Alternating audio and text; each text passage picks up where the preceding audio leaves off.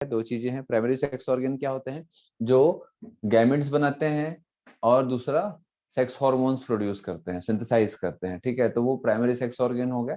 Mail में अगर हम देखें तो वो टेस्टिस होता है, फीमेल में हम देखें तो वो ओवरी। ठीक है, तो ovary and testis are primary sex organ. उसके अलावा जो भी रिप्रोडक्टिव ऑर्गन्स होते हैं, ठीक है, चाहे मेल में अगर देखें तो टेस्टिस के अलावा जो भी ट्यूब्यूल्स होते हैं, रिटे टेस्टिस हो गया, वासाई फ्रेंचिया, एपिडिडमिस हो गया, वास डिफरेंस हो गया, एजैकुलेटरी डक्ट हो गया, ये सब सेकेंडरी सेक्सुअल ऑर्गन्स में आते हैं। ठीक है, और जो ग्लैंड से हम लोग पढ़े हैं, कौन कौन सा ग्लैंड पढ़े हैं भाई बताइए, है ना? मेल में कौन कौन सा सिक्रेटरी ग्लैंड्स के बारे में स्टडी किया, एक्सेसरी ग्लैंड कौन कौन से होते हैं, ये आपको मालूम होने चाहिए। नीट में भी आता है और बोर्ड में भी आता है, बताइए, बताओ भाई। Seminal vesicles, prostate gland and bulbourethral bulbourethral gland. ठीक है, तो ये तीन टाइप के ग्लैंड हम लोग ये मेल में देखे थे। ठीक है, फीमेल में अगर हम देखें ओवरी के अलावा हमको और कौन कौन सा secondary sexual character, sorry secondary sex organs मिलेंगे। ओवरी जो रहता है वो प्राइमरी सेक्स ऑर्गन है और बाकी जो रहता है वो सेकेंडरी सेक्स ऑर्गन है। तो क्या क्या रहेगा, क्या क्या रहेगा? ओविडक्ट, ठीक है, उसी को हम फैलोपियन ट्यूब भी बोलते हैं। ओविडक्ट के कुछ कुछ पार्ट्स थे, है ना?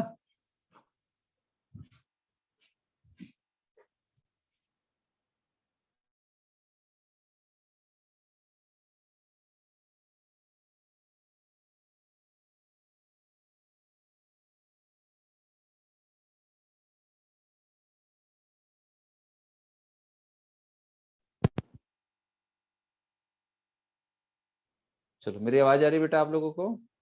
Yes sir.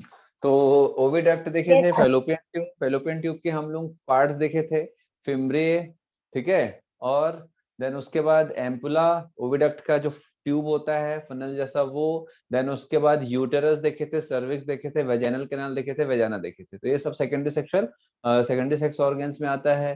देन उसके बाद हम लोगों ने वेजाइनल ओपनिंग के आसपास में जो वेजाइनल कैनाल होता है उसके आसपास हम लोग एक्सेसरी ग्लैंड देखे थे फीमेल का, क्या नाम था उसका, क्या नाम था उसका? बर्थोलिन्स ग्लैंड। बर्थोलिन्स ग्लैंड, ठीक है, बर्थोलिन्स ग्लैंड। तो ये क्या है बेटा, ये सारी चीजें जो हैं स्ट्रक्चर्स हैं, तो स्ट्रक्चर्स हम लोग देख लिए। देन मेल में हम लोग टेस्टिस का स्ट्रक्चर देखे थे, मेल में हम लोग टेस्टिस का स्ट्रक्चर देख चुके हैं। टेस्टिस के अंदर क्या क्या रहेगा, कंपार्टमेंट्स होते हैं, है ना, टेस्टिकुलर बहुत सारे लोब्यूल्स होते हैं, उसमें सेमनीफेरस ट्यूब्यूल होता है, सेमनीफेरस ट्यूब्यूल के अंदर का क्रॉस सेक्शन हम देखे हैं। तो स्पर्म का फॉर्मेशन टेस्टिस में कहां पर होता है, टेस्टिस के अंदर कहां पर होता है स्पर्म, मेनली कहां बनेगा, मेनली कहां बनेगा? जर्म सेल्स में। जर्म सेल, मतलब सेमिनिफेरस ट्यूब्यूल के अंदर, ठीक है, सेमिनिफेरस ट्यूब्यूल के अंदर बनेगा बेटा। और उसमें भी सेमिनिफेरस ट्यूब्यूल के अंदर दो टाइप के सेल्स होते हैं, याद आ रहा है आप लोगों को? Yes sir. कौन कौन सा रहता है?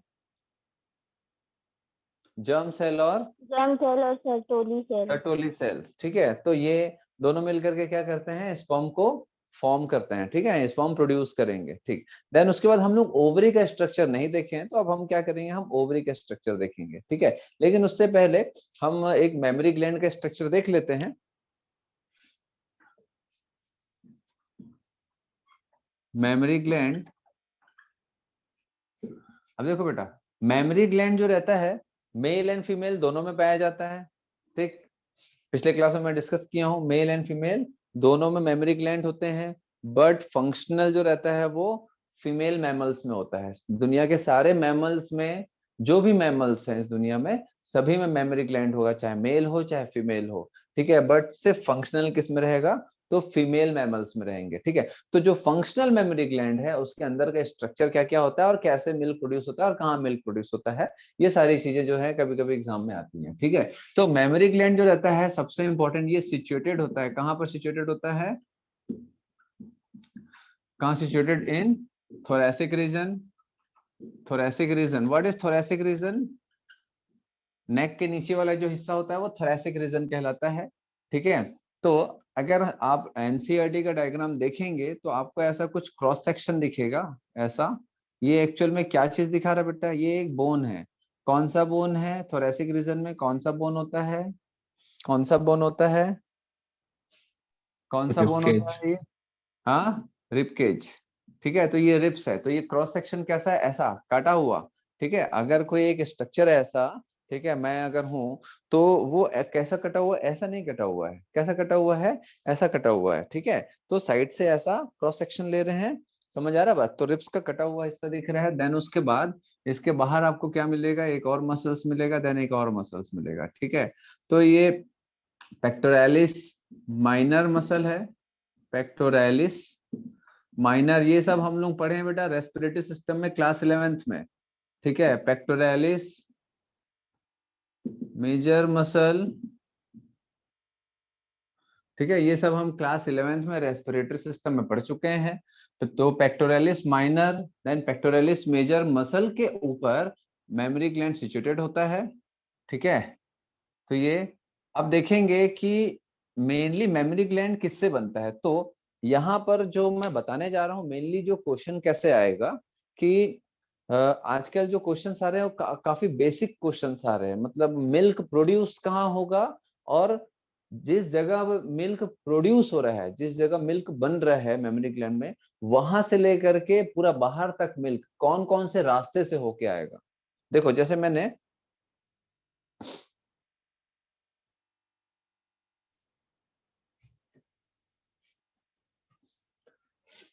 बेटा अदिति थोड़ा जल्दी एंटर किया करो। Yes sir, sorry sir. जल्दी एंटर किया करो बेटा। चलो, तो देखो मैंने जैसे पिछले क्लास में आप लोगों को ये बताया था कि भाई क्वेश्चंस जो आएगा, अगर स्पर्म प्रोड्यूस कहाँ हो रहा है, सेमिनिफेरस ट्यूब्यूल में। ठीक है, सेमिनिफेरस ट्यूब्यूल के बाद स्पर्म बॉडी के बाहर जा रहा है, स्पर्म अगर बॉडी के बाहर निकल रहा है तो प्रोडक्शन साइड से लेकर के कौन कौन से रास्ते से होते हुए स्पर्म गुजरेगा, मतलब कौन कौन से ट्यूब्स हैं, उस ट्यूब के नाम क्या क्या है जिससे स्पर्म जो रहता है वो आगे बढ़ेगा। तो वो पूरा स्ट्रक्चर्स के नाम बकायदा ऐसे आते हैं। जैसे कि फॉर एग्जांपल छोटा सा अगर समझाने के लिए बताऊं तो हम लोगों ने देखा बेटा कहाँ बनता है स्पर्म, प्रोडक्शन कहाँ होता है, स्पर्म कहाँ बनेगा, सेमनीफेरस।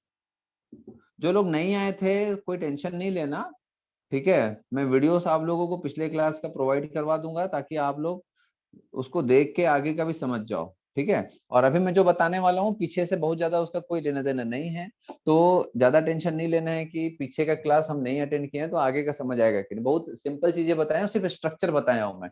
ठीक है, तो मेन जो इंपॉर्टेंट है वो आज डिस्कस करूंगा। तो स्पर्म कहाँ पर प्रोड्यूस हो रहा है, तो सेमनीफेरस ट्यूब्यूल में। सेमनीफेरस ट्यूब्यूल के बाद स्पर्म कहाँ जाएगा, चलो बताओ भाई ज्योति, स्पर्म कहाँ जाएगा ज्योति, सेमनीफेरस ट्यूब्यूल के बाद कहाँ जाएगा, कौन सा स्ट्रक्चर में एंटर करेगा, हर कीर्तन, आयुषी, कोई भी बताओ, खुशी।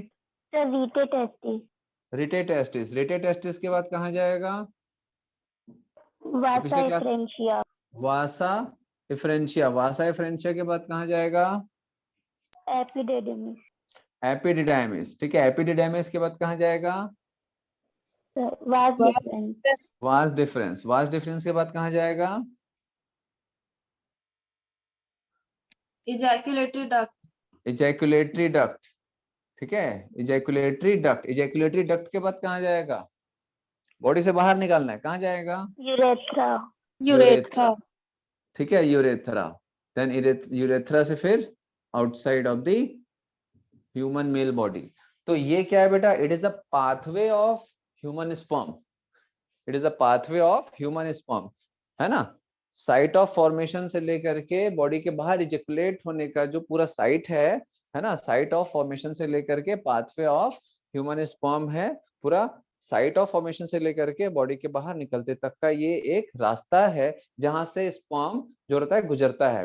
ठीक है, तो क्वेश्चन ऐसे ही आता है कि आपसे पूछेगा स्पर्म पाथवे क्या है, नीट में आपसे यही क्वेश्चन पूछेगा, स्पर्म का पाथवे क्या है। समझ आ रहा बात आप लोगों को।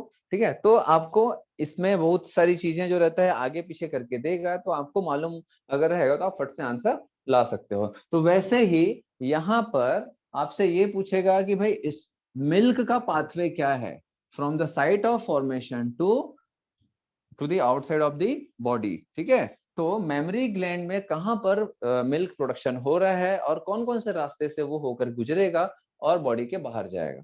ठीक है, समझ आ रहा है इतना? ठीक ठीक है ना? चलिए, तो मेमोरी ग्लैंड जो रहता है, मेमोरी ग्लैंड जो रहता है उसके अंदर 15 से 20 ऐसे बहुत सारे लोब्स होते हैं, बहुत सारे लोब्स होते हैं, ऐसे बहुत सारे लोब्स। ठीक है, बहुत सारे लोब्स होंगे ऐसे। ठीक है, बहुत सारे ऐसे लोब्स होते हैं। तो ये जो लोब्स होते हैं मेमोरी लोब्स, ये जो मेमोरी लोब्स होते हैं इसको ध्यान से समझना। इसमें बहुत सारे सेल्स के ऐसे गुच्छे होते हैं। ठीक है, सेल्स के गुच्छे होते हैं, ऐसा ऐसा सेल्स के गुच्छे होते हैं। ठीक है, तो अगर मैं एक मेमोरी लोब को यहां पर ऐसा बड़ा करके दिखाऊं तो ये कुछ इस तरह का होगा। इसमें बहुत सारे सेल्स के ऐसे कुछ गुच्छे होंगे बेटा, बहुत सारे सेल्स के गुच्छे होंगे ऐसा। ठीक है, तो ये जो सेल्स के गुच्छे हैं इसमें ये बहुत सारे सेल्स हैं, इधर देखो ये बहुत सारे ऐसे सेल्स हैं, इसमें बहुत सारे सेल्स हैं। तो ये क्या चीज है? अब ये तो मैंने बताया ये क्या है बेटा, मेमोरी लोब्स। तो ये मेमोरी लोब्स है। तो मेमोरी लोब्स में आपको बहुत सारे क्या मिलेंगे, एल्वियोलस। ठीक है, एल्वियोलस। तो एल्वियोलस जो रहता है वो ग्रुप ऑफ सेल्स है। ठीक है, समझ आ रहा है बात? एल्वियोलस जो रहता है ग्रुप ऑफ सेल्स है, और ये जो एल्वियोलस है जिसमें बहुत सारे सेल्स हैं, ये सिक्रीट करता है क्या बेटा, सिक्रीट करता है मिल्क, या सिंथेसाइज एंड सिक्रीट मिल्क। ठीक, तो मैंने आप लोगों को एक स्ट्रक्चर बताया है कि ये मेमोरी लोब्स है। ठीक है, उसके अंदर एल्वियोलस है, एल्वियोलस में एल्वियोलस जो रहता है ग्रुप ऑफ सेल्स है। तो ये सेल सिक्रीट करेगा एंड सिंथेसाइज करेगा क्या, मिल्क। तो ये बनाएगा मिल्क एंड सिक्रीट भी करेगा, तो यहां से निकलेगा। तो ये जो एल्वियोलस से बहुत सारे छोटे छोटे ट्यूब्स जो रहेंगे, एल्वियोलस से बहुत सारे छोटे छोटे जो ट्यूब्स होंगे, ठीक है, इनको बोलते हैं मेमोरी ट्यूब्यूल्स, मेमोरी ट्यूब्यूल्स। ठीक है, मेमोरी ट्यूब्यूल्स। तो मेमोरी ट्यूब्यूल्स दिख रहा है आप लोगों को, मेमोरी ट्यूब्यूल्स दिख रहा है? तो ये मेमोरी ट्यूब्यूल्स कहां पर है, मेमोरी ट्यूब्यूल्स कहां पर है? Memory lobe. हाँ, किसके अंदर है? ये मेमोरी लोब्स के अंदर है। ठीक है, तो भाई सीधी सी बात है, मैं यहाँ पर अगर बनाऊंगा तो आपको ना सेल्स दिखेगा और ना ही आपको ये मेमोरी ट्यूब्यूल्स दिखेगा। तो ये सारे मेमोरी ट्यूब्यूल्स ऐसे एक जगह जाते हुए क्या करेंगे बेटा, मिल्क को यहाँ पर ऐसा क्या करेंगे, सिक्रीट करेंगे, और यहाँ पर मिल्क आएगा। और ये जो स्ट्रक्चर है इसको क्या बोलते हैं, मेमोरी डक्ट, मेमोरी डक्ट। ठीक है, तो यहाँ पर मेमोरी डक्ट कहाँ है, यहाँ है, ये है मेमोरी डक्ट, ये मेमोरी डक्ट है, मेमोरी डक्ट है। ठीक है, देन बहुत सारे मेमोरी डक्ट जो रहते हैं बेटा वो लोग भी क्या करेंगे, एक दूसरे से कंबाइन होंगे। ठीक है, एक दूसरे से कंबाइन होंगे और एक ब्रॉड, एक ब्रॉड स्ट्रक्चर में ओपन होंगे, ऐसा एक ब्रॉड स्ट्रक्चर में ओपन होंगे। वो जो ब्रॉड स्ट्रक्चर होता है उसको बोलते हैं एम्प्यूला। ठीक है, वो ब्रॉड स्ट्रक्चर जिसमें मिल्क जाके ऐसा जमा होते जाता है उसको हम लोग क्या बोलते हैं, एम्प्यूला। उसको हम लोग क्या बोलते हैं, एम्प्यूला। ठीक है, देन उसके बाद ये एम्पुला वाला जो भी डक्ट है वो सब एक दूसरे से फिर से ज्वाइन होंगे, और फिर क्या बनेगा बेटा, लेक्टिफेरस डक्ट। क्या बनेगा, लेक्टिफेरस डक्ट, लेक्टिफेरस डक्ट। और लेक्टिफेरस डक्ट जो रहता है वो निप्पल में जाके ओपन होगा, और बहुत सारे लेक्टिफेरस डक्ट के छोटे छोटे ओपनिंग जो रहते हैं वो निपल्स में जाके ओपन होते हैं, जिससे कि बेबी मिल्क को सक आउट करता है। ठीक है, तो अगर आपसे कोई पूछे कि मिल्क का पाथवे क्या है, तो क्या क्या है भैया, एल्विलस, एल्विलस कहाँ रहेगा, एल्विलस कहाँ है, मेमोरी लोब में है। ठीक है, देन एल्विलस में बनेगा, एल्विलस से फिर मेमोरी टिब्यूल मैं ब्लैक कलर में कर दे रहा हूं। पहला एल्विलस है, एल्विलस या फिर हम बोल सकते हैं मेमोरी लोब। देन उसके बाद मेमोरी टिब्यूल्स में जाएगा, मेमोरी टिब्यूल से फिर मेमोरी डक्ट में जाएगा। ये तीसरा नंबर का हो गया मेमोरी डक्ट। मेमोरी डक्ट फिर कहाँ जाएगा, कहाँ ओपन होगा, बहुत सारे मेमोरी डक्ट ओपन होंगे। एम्पुला में थोड़ा ब्रॉड होता है ना। देन एम्पुला जो रहता है वो कहाँ ओपन होगा, लेक्टिफेरस डक्ट। देन ये निप्पल के थ्रू बॉडी से बाहर। समझ आ रहा है इतना? Yes Yes, sir. sir. तो ये एक तो हो गया बेटा पाथवे, इसके अलावा कुछ नहीं पूछता है, इसमें कोई ज्यादा डिस्क्रिप्शन नहीं आता है, बहुत ज्यादा इसमें कोई कॉन्सेप्चुअल या कॉम्प्लिकेटेड चीजें नहीं पूछता है ज्यादातर, बहुत सिंपल चीजें आएगा आएगा तो ठीक है। आपके एग्जाम में भी, बोर्ड एग्जाम में भी आएगा, ठीक है, अगर हुआ तो, ठीक है, बोर्ड एग्जाम में भी अगर हुआ तो। ऐसा क्यों बोल रहा हूँ, क्योंकि अभी भी 12th बोर्ड जो आपके सीनियर्स का जो 12th बोर्ड है उसका कोई फिक्स नहीं है, होगा कि नहीं होगा, कि क्या होगा, कब होगा। अभी जो हालात चल रहे हैं, 10th बोर्ड कैंसिल हो गया, 12th बोर्ड का पता नहीं है। तो जो भी है, बट एग्जाम्स होने चाहिए, है ना, कुछ ना कुछ करके इन लोगों को एग्जाम्स होने चाहिए, क्योंकि बहुत सारे लोग मेहनत करते हैं, है ना, और जो मेहनत नहीं किए वो भी वही जगह पर है जो मेहनत किए। लेकिन जान है तो जहान है, अभी जो स्थिति है उसके हिसाब से चलना पड़ता है, ठीक है, बहुत बुरी स्थिति है। चलिए, तो जो भी हो, मेन तो बेटा अब मैं हमेशा यही बोलता था कि लोगों को कि बोर्ड एग्जाम सिर्फ एक आपके पास मार्कशीट है, बोर्ड एग्जाम सिर्फ मार्कशीट बांटने का एक तरीका है। मेन जो होता है वो आपका दिमाग, आपकी स्पीड, ठीक है, आपका जुनून नीट क्लियर करने का या डॉक्टर बनने का, बस वही आपको नीट क्लियर करवाएगा। बाकी जो बोर्ड एग्जाम्स है बेटा, आप देख रहे हो रहा है नहीं हो रहा है, बहुत अच्छा मार्क्स ला लिए कोई फर्क नहीं पड़ता, कम मार्क्स ला लिए कोई फर्क नहीं पड़ता, नीट में क्लियर हुए हो नहीं हुए हो, बस उसी से डिसाइड होगा कि आप डॉक्टर बनोगे या नहीं बनोगे, बात खत्म। समझ आ रहा है? और मैं आपको बता रहा हूँ, बोर्ड एग्जाम हो या ना हो 12th का, नहीं भी होता है बोर्ड एग्जाम, तो सबको तो एक ठीक ठाक मार्क्स मिल ही जाएगा, पास हो जाएंगे। नीट में बैठने लायक मार्क्स सबको मिल ही जाएगा, बट नीट वही निकालेगा जो मेहनत करेगा। समझ आ रहा है? और नीट तो होना ही है, अभी नहीं होगा, बाद में होगा, ठीक है, थोड़ा सा हालात सुधरेगा तब होगा, बट नीट होना ही है। क्योंकि देखो, गवर्नमेंट को ही मालूम है, ये सब बोर्ड एग्जाम वगैरह जो रहता है ये बहुत ज्यादा उतना मायने नहीं रखता है भाई, ठीक है, जान पहले देखेंगे। लेकिन कॉम्पिटिटिव एग्जाम एक अलग चीज होता है, एक अलग लेवल का होता है, एक अलग आपका जो मेहनत होता है वो भाई कॉलेज में जाने से पहले जो भी एक मेहनत होता है वो एक्चुअल में आपका कॉम्पिटिटिव एग्जाम में ही दिखता है, आपकी मेहनत कितनी है। बोर्ड एग्जाम तो ठीक है, मेहनत करते हैं, बट रिजल्ट से ना आपकी नौकरी पक्की है ना ही कुछ, ठीक है, वो आपका भविष्य नहीं बताता है। आप 100% लाते हैं या 60-70% लाते हैं, वो किसी का भविष्य नहीं बताता है, बोर्ड एग्जाम का जो रिजल्ट है। एक चीज याद रखिएगा, ठीक है, आप जब कॉलेज में जाएंगे एडमिशन के लिए, नीट निकाला, ठीक है, नीट क्लियर कर लिए, जब भी मेडिकल कॉलेज में जाएंगे एडमिशन के लिए, आपके बोर्ड एग्जाम के मार्क्स को चपरासी तो क्या टीचर, तो क्या कोई भी नहीं देखता है, ठीक है, सिर्फ ये देखेगा कि आपने पीसीबी में 50% लाया है कि नहीं, 55% लाया है कि नहीं, बस खत्म, ठीक है, 50-55% तक लाया है आपने, ठीक है, बहुत है। उसके बाद से उन लोगों को कोई मतलब नहीं। क्या देखेंगे मेनली, आपके नीट का स्कोर, आपने कितना स्कोर किया, आपका रैंक क्या है, बस खत्म। बोर्ड एग्जाम के मार्क्स कोई नहीं देखता बेटा, ना टीचर ना चपरासी, ठीक है, उनको कोई मतलब नहीं। चलिए, तो मेरा ऐसा कहने का मतलब नहीं है कि आप लोगों को बोर्ड की तैयारी बिल्कुल नहीं करनी चाहिए। जो इंसान नीट की तैयारी बहुत अच्छे से करता है, बोर्ड की तैयारी ऑटोमेटिक हो जाता है, ठीक है। हम लोग जो पढ़ा रहे हैं ये क्या है, ये बोर्ड में भी आएगा, नीट में भी आएगा, लेकिन मैं आप लोगों को ये बता रहा हूँ कि क्वेश्चन कैसे आता है, ये बोर्ड में नहीं पूछेगा, ये नीट में पूछेगा। समझ आ रहा है बात? चलो, क्लियर है, ये हटा दूं। और दूसरी चीज क्या पूछता है, मेमोरी ग्लैंड किसके ऊपर रखा हुआ है, कौन से मसल के ऊपर रखा हुआ है, तो पेक्टोरालिस मेजर मसल, ठीक है। कौन से बोन के ऊपर सिचुएटेड है, तो रिब्स के ऊपर, ठीक है बेटा, यस सर। क्लियर है क्या, है ना? Yes, sir. चलो, तो मैं इसको हटा रहा हूं।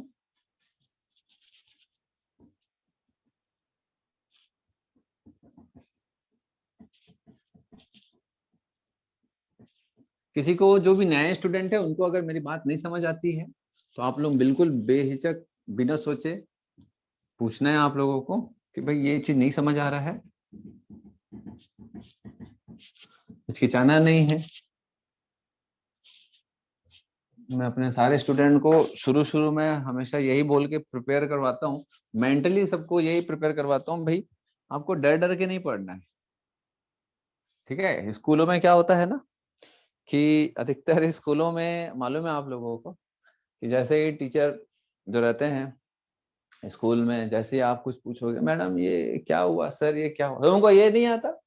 ठीक है, पढ़ते नहीं हो, तुम्हारे मम्मी पापा को आने हैं तो पेरेंट्स टीचर मीटिंग में बताता हूँ या बताती हूँ। ठीक है, तो आदमी वही है, एकदम डर जाता है, भैया ज्यादा सवाल जवाब करेंगे तो क्या होगा। यहाँ ऐसा कुछ नहीं है।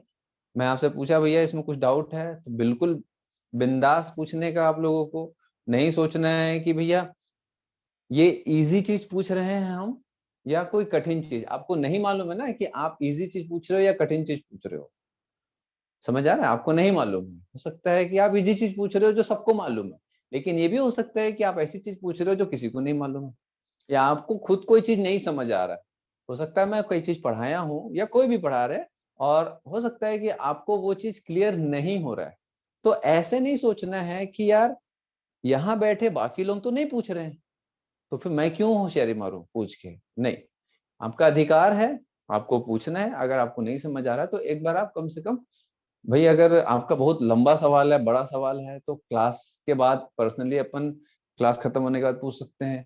या फिर कोई छोटा मोटा सवाल है तो क्लास, जैसे मैं बोलूं भाई ये हो गया कॉन्सेप्ट, जैसे कि मैंने एमएमए ग्लैंड के बारे में हो गया, देन उसके बाद अगर आपको लगता है कि भाई मुझे ये चीज नहीं क्लियर हुआ, तो आप मुझसे बिल्कुल पूछ सकते हो। ठीक है, मुझे लगेगा कि वो बहुत ही कम समय में उसको समझा पाऊंगा तो मैं समझाऊंगा, या ना, या फिर मैं बोलूंगा क्लास के बाद जो रहता है पर्सनली उसको थोड़ा डिटेल में अपन डिस्कस करेंगे। ठीक है, तो जो भी नए लोग हैं इस चीज को ध्यान रखेंगे, अपने क्लास में ज्यादा सोचना नहीं है, ज्यादा हिचकिचाना नहीं है। जैसे आप लोगों की आदत है वो सारी आदतों को यहाँ से हटाना है। याद रखिएगा, आप सिर्फ बोर्ड एग्जाम की तैयारी नहीं कर रहे हो, आपको स्कूल में लिखना नहीं है ना, आपको स्कूल में लिखने के लिए यहाँ तैयारी नहीं कर रहे हो, आप मेनली नीट क्लियर करने की तैयारी कर रहे हो। और नीट में आपको अगर क्लियर होना है, नीट में सेलेक्ट होना है, ठीक है, तो आपके सारे कॉन्सेप्ट्स क्लियर होने चाहिए, तब जा करके आप नीट क्लियर कर पाओगे। ऐसे रट के बुक में जो भी है उसको रट लोगे और बोलेंगे कि हम नीट क्लियर कर लेंगे, तो पॉसिबल नहीं है। आपको चीजों को अच्छे से समझना पड़ेगा, कॉन्सेप्ट्स को आपको क्लियर रखना पड़ेगा, क्योंकि बेटा कॉम्पिटिटिव एग्जाम में कॉन्सेप्चुअल क्वेश्चंस आते हैं। ठीक है, रटा रुटाया ज्ञान काम नहीं आता है। थोड़ा बहुत रटने वाली चीजें वो तो आएंगी, बट मेन पीछे रह जाएंगे कॉन्सेप्चुअल चीजों से। ठीक है, तो हमको कॉन्सेप्ट्स को लेके चलना है कुल मिलाकर के। चलिए, तो पिछले क्लास में मैंने आप लोगों को टेस्टिस का इंटरनल स्ट्रक्चर बताया है। ठीक है, और अभी मैं जो पढ़ाने वाला हूँ नेक्स्ट जो टॉपिक है आपका गैमेटोजेनेसिस। तो गैमेटोजेनेसिस में मैंने आप लोगों को टेस्टिस का इंटरनल स्ट्रक्चर तो बता दिया है, सेमिनिफरस ट्यूब्यूल का इंटरनल स्ट्रक्चर बता दिया, बट ओवरी का इंटरनल स्ट्रक्चर हम डिस्कस नहीं किए हैं। तो यहाँ पर हम जो डिस्कस करेंगे पहले ओवरी का स्ट्रक्चर, देन उसके बाद गैमेटोजेनेसिस पे आएंगे। ठीक है,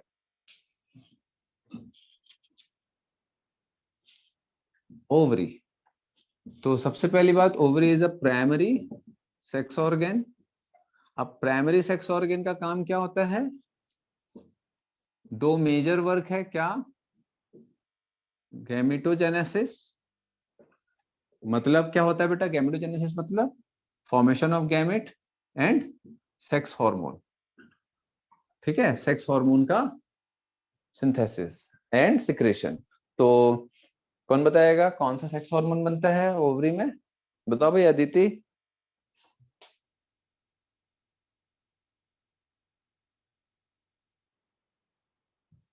रुचि,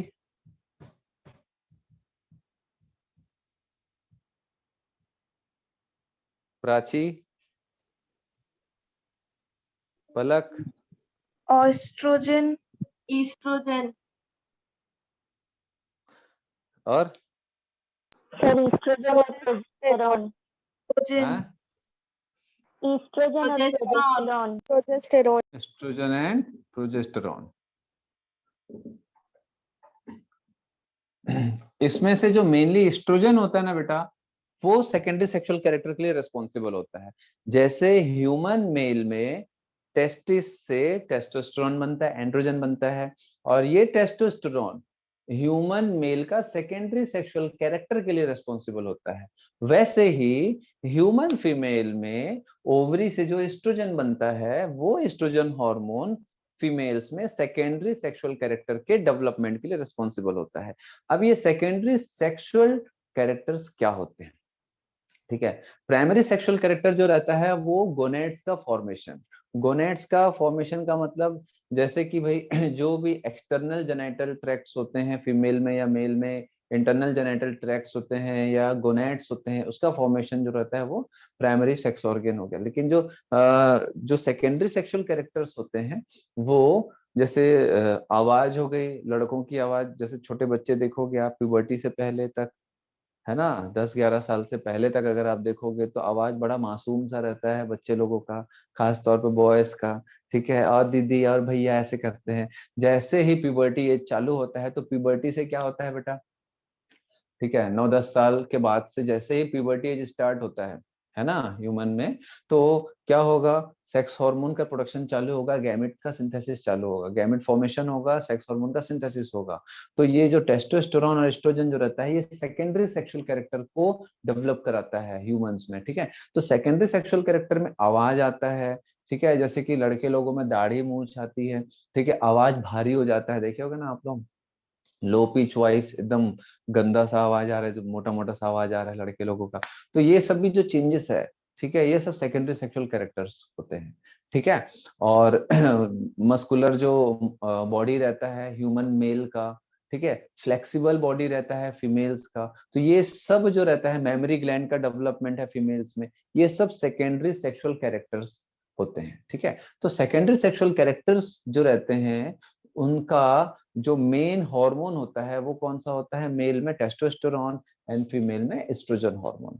ठीक है, समझ आ रहा बात? हेयर का डेवलपमेंट्स, ठीक है, अलग अलग जगह पर, वॉइस है, अचानक से जो ग्रोथ होता है बॉडी का, ठीक है, हाइट में देखे होगे आप, ठीक, तो ये सारी चीजें सेकेंडरी सेक्सुअल कैरेक्टर्स में आते हैं। ठीक, चलिए, तो अब यहाँ पर मुझे क्या बताना है, ओवरी ये प्राइमरी सेक्स ऑर्गन है, क्या करता है क्या नहीं, ये अपन डिस्कस कर लिए हैं। देन उसके बाद हम देखेंगे एक स्ट्रक्चर,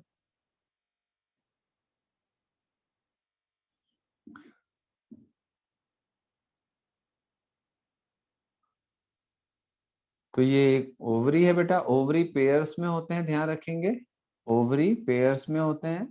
ठीक है, अब इसका अगर हम थोड़ा सा बड़ा स्ट्रक्चर देखें तो कुछ इस तरह का होगा।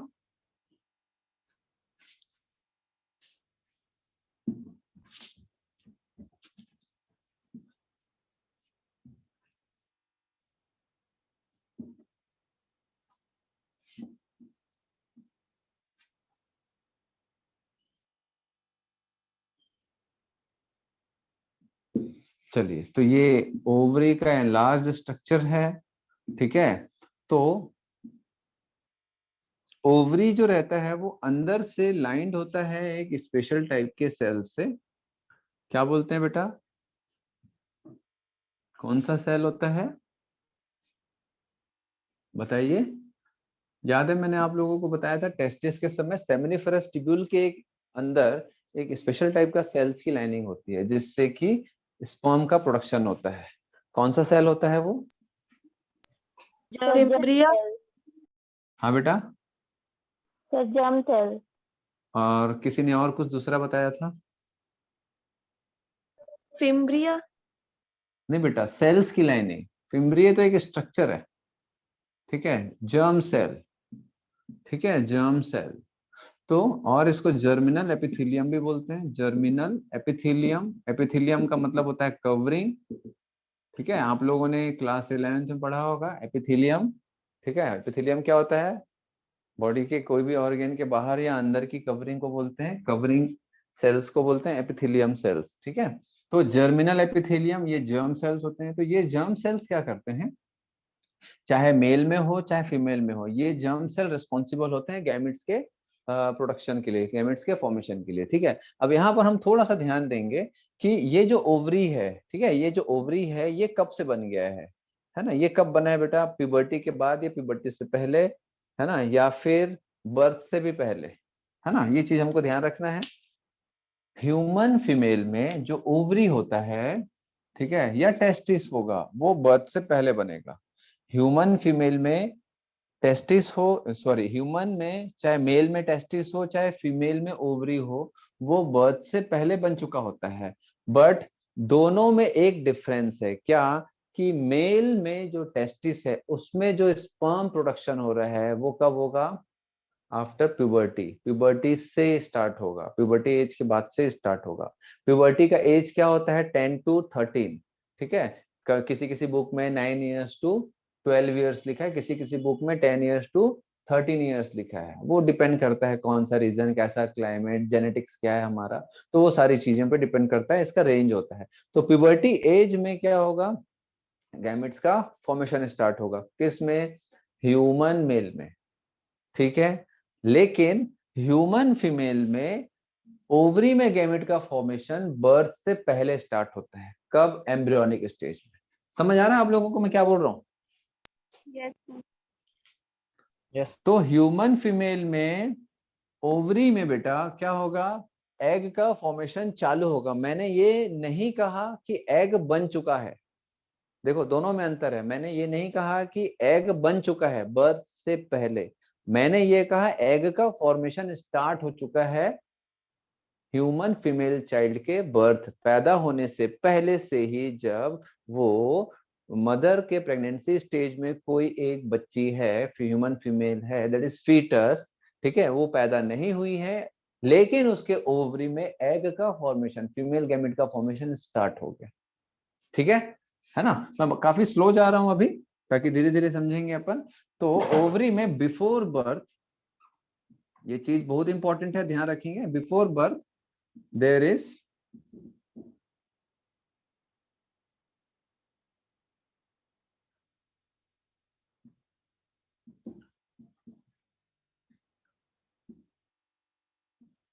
Egg formation. तो सिर्फ स्टार्ट होता है, कंप्लीट एग नहीं बनता है ना, ध्यान, दोनों में अंतर है, ठीक है। चलिए, तो ये जो जर्म सेल है ये क्या करेगा बेटा, ये सेल्स बनाएगा बहुत सारा, ठीक है। अभी मैं गैमेटोजेनेसिस बताऊंगा तो मैं बताऊंगा ये कौन सा सेल है, इसका पूरा नाम अपन एक एक करके अपन आगे देखते जाएंगे। तो ये क्या करेगा बेटा, माइटोसिस के थ्रू, मल्टीपल माइटोसिस डिवीजन के थ्रू क्या करेगा, बहुत सारे सेल्स बनाएगा। तो ये जो जर्म सेल होता है ये डिप्लॉयड होता है ना। अच्छा, 2n का मतलब मैंने बताया आप लोगों को, नहीं बताया है? हाँ यार, मैं जवाब दो, डिप्लॉयड हैप्लॉयड का मतलब बताया नहीं बताया है? अरे भाई बताओ, क्षितिज, पलक, प्राची, आप लोगों को मालूम है, विक्रमादित्य, मैं विक्रम बोलूं तो चलेगा? Yes, sir. Vikram is fine. हाँ And haploid और diploid number of chromosomes की बात हाँ, है। तो क्या होता है बेटा, हैप्लॉयड और डिप्लॉयड में क्या अंतर है? हैप्लॉइड में sir half number of chromosomes होते हैं, ह्यूमन में 23 पेयर्स होते हैं, तो उसमें हैप्लॉइड्स हाँ में हाफ रहेंगे यानी 23, हाँ हाँ, और डिप्लॉइड में 46। 46, ठीक है, वेरी गुड। तो ये हैप्लॉयड और डिप्लॉयड है। जैसे कि ह्यूमन एक नॉर्मल सेल ले लूं, अगर जैसे कि मेरा स्किन का एक सेल ले लूं, तो मेरे स्किन के सेल में जो क्रोमोसोम्स के नंबर होंगे वो टोटल कितने होंगे, 46 होंगे। तो इस 46 को दो पार्ट में हम लोग देखते हैं, n+n के रूप में, n+n दैट इज 2n, ठीक है। तो n इज 23, n इज 23, इसीलिए तो n मेनली जो n होता है that is haploid set of chromosome. तो जो भी टोटल नंबर ऑफ क्रोमोसोम है उसका हैप्लॉइड मतलब उसका जो आधा होता है ना, आधा नंबर जो होता है वो n कहलाता है, या हैप्लॉइड नंबर ऑफ क्रोमोसोम्स कहलाता है। तो n इज हैप्लॉइड। ये कुछ कुछ वर्ड्स हैं जिसको नहीं मालूम है, प्लीज आप लोग इसको समझ लीजिएगा अच्छे से। ये डिप्लॉयड होता है, तो n is haploid, 2n is diploid. तो n is 23 and 2n is 46, तो 2 into n, 2 into 23 that is 46, ठीक है। तो ये ऐसा इसको देखा जाता है। तो मैं यहाँ पर क्यों बता रहा हूँ, क्योंकि अभी हम लोग जब गैमेटोजेनेसिस पढ़ेंगे तो पूरा यही पढ़ेंगे कि कौन सा हैप्लॉइड है कौन सा डिप्लॉइड है। और नीट में क्वेश्चन भी इसी का आता है कि ये सेल जो है ड्यूरिंग गैमेटोजेनेसिस, बहुत सारे सेल्स मैं बताऊंगा अभी आप लोगों को, चाहे स्पर्म के फॉर्मेशन के समय या फिर ओवम के फॉर्मेशन के समय, बहुत सारे डिफरेंट टाइप्स ऑफ सेल्स मिलेंगे। उसमें कौन सा हैप्लॉइड कंडीशन में कौन सा डिप्लॉइड कंडीशन में, नीट में कई क्वेश्चन आए हैं इसके, ठीक है। चलिए, तो इसको जिसको नहीं समझ आता है अच्छे से समझ लो। ठीक। तो ये जो जर्म सेल होता है ये डिप्लॉयड होता है, मतलब हर एक जर्म सेल में 46 नंबर ऑफ क्रोमोसोम्स होते हैं। तो माइटोसिस के बाद अगर यहाँ पर कोई एक सेल बन रहा है, हाँ, माइटोसिस के बाद अगर कोई एक सेल बन रहा है तो ये जो सेल होगा after mitosis of germ cell, after mitosis of germ cell, ये जो भी सेल बने हैं XYZ, ठीक है, इसका क्रोमोसोम नंबर क्या होगा? हैप्लॉइड होगा, डिप्लॉइड होगा? डिप्लॉयड। सर डिप्लॉयड होगा। डिप्लॉयड। क्या होगा? डिप्लॉयड होगा। समझ आ रहा बात? ठीक है। तो ये क्या बनता है बेटा? ये oogonal सेल्स, oogonal सेल्स। तो ये जो बहुत सारे सेल बनते हैं जर्म सेल से directly, that is oogonal cells. तो oogonal सेल में से कोई एक सेल एग के फॉर्मेशन में पार्टिसिपेशन चालू करेगा। Not all oogonal cell will participate in egg formation, ठीक है। तो ऐसा क्यों बोल रहा हूं? क्योंकि ड्यूरिंग एम्ब्रियोनिक लाइफ, मतलब एक फीमेल चाइल्ड जब पैदा नहीं हुई है तो पैदा होने से पहले उनके ओवरी में ऐसे oogonal सेल्स जो होते हैं वो मिलियंस में होते हैं। मान के चलो 10 लाख हैं। कितना? 10 लाख oogonal सेल्स हैं, एक ओवरी की बात करता हूँ, ठीक है। तो 10 लाख है मान के चलो, ठीक है। तो ये जो oogonal सेल्स है, ये सारे सेल्स जो रहते हैं, they are capable for forming a female gamete, that is ovum, या एग सेल बनाने में ये लोग कैपेबल होते हैं। समझ आया बात? लेकिन सारे सेल एग नहीं कन्वर्ट होंगे, एग में कन्वर्ट नहीं होंगे। तो मैंने क्या बताया कि लाखों में ओवरी के अंदर ऐसे oogonal सेल इन जर्म सेल से बनते हैं। ये कोई फीमेल गैमेट नहीं है, ये फीमेल गैमेट बनने का स्टार्टिंग का सेल्स होते हैं, ठीक है। तो ऐसे लाखों oogonal सेल्स ओवरी में बन के पड़े हुए हैं बिफोर चाइल्ड बर्थ, और चाइल्ड के बर्थ होने से पहले कुछ लाख, मतलब 7-8 लाख के आसपास oogonal सेल्स डीजनरेट हो जाते हैं, खत्म हो जाते हैं, ठीक है। 2 लाख के आसपास oogonal सेल्स बचते हैं टोटल दोनों ओवरी में, ठीक है, पैदा होने के बाद। मतलब कोई फीमेल चाइल्ड का बर्थ हुआ है, उनके ओवरी में 1 लाख 2 लाख 3 लाख से ज्यादा oogonal सेल्स प्रेजेंट नहीं होंगे।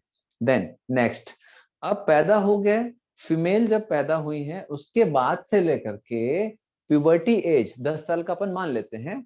तो पैदा होने के बाद मतलब 0 ईयर से लेकर के, ठीक है, 0 ईयर समझ रहे हो ना आप लोग, ठीक है, पैदा हुए वो दैट इज 0 ईयर, ठीक है। तो 0 ईयर से लेकर के 10 ईयर्स के एज तक के जब फीमेल चाइल्ड का ग्रोथ होगा, तो ये ओवरी में जो oogonal सेल्स हैं वो क्या होंगे? उसका क्या होगा? उसका क्या होगा? उसका एग सेल अंदाजा लगा। प्रोड्यूस होगा। हाँ बेटा, एग सेल प्रोड्यूस हो गए। नहीं, कुछ भी नहीं होगा, और भी oogonal सेल्स डिस्ट्रॉय होते जाते हैं, ठीक है, और भी oogonal सेल्स डिस्ट्रॉय होते जाते हैं। तो प्यूबर्टी एज तक के कुछ हजार, 60-70 हजार 80 हजार के आसपास, 60 to 80 thousand के आसपास oogonal सेल जो रहते हैं वो सिर्फ पड़े हुए रहते हैं, ठीक है। सिर्फ पड़े हुए क्यों बोल रहा हूं मैं? क्योंकि अभी भी वो एग फॉर्मेशन स्टार्ट नहीं किया, ठीक है।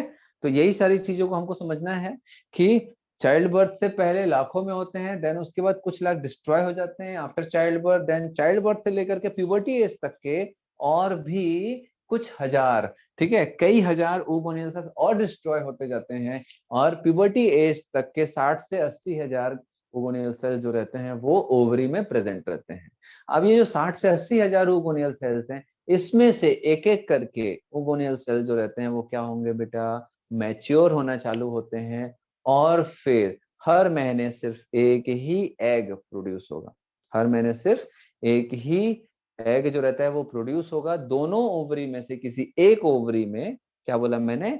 दोनों ओवरी में से किसी एक ओवरी में बस मैच्योरेशन होगा, मतलब एक oogonal सेल मैच्योर होगा और एक कंप्लीट मैच्योर एग में क्या होगा? कन्वर्ट होगा, और वो इस ओवरी से बाहर निकलेगा, जिसको हम ओव्यूलेशन बोलते हैं। हम आगे देखेंगे सारा प्रोसेस। तो यहां तक समझ आ रहा है आप लोगों को? फिर मैं आगे बढ़ूं, यस सर। यस ठीक है। सर।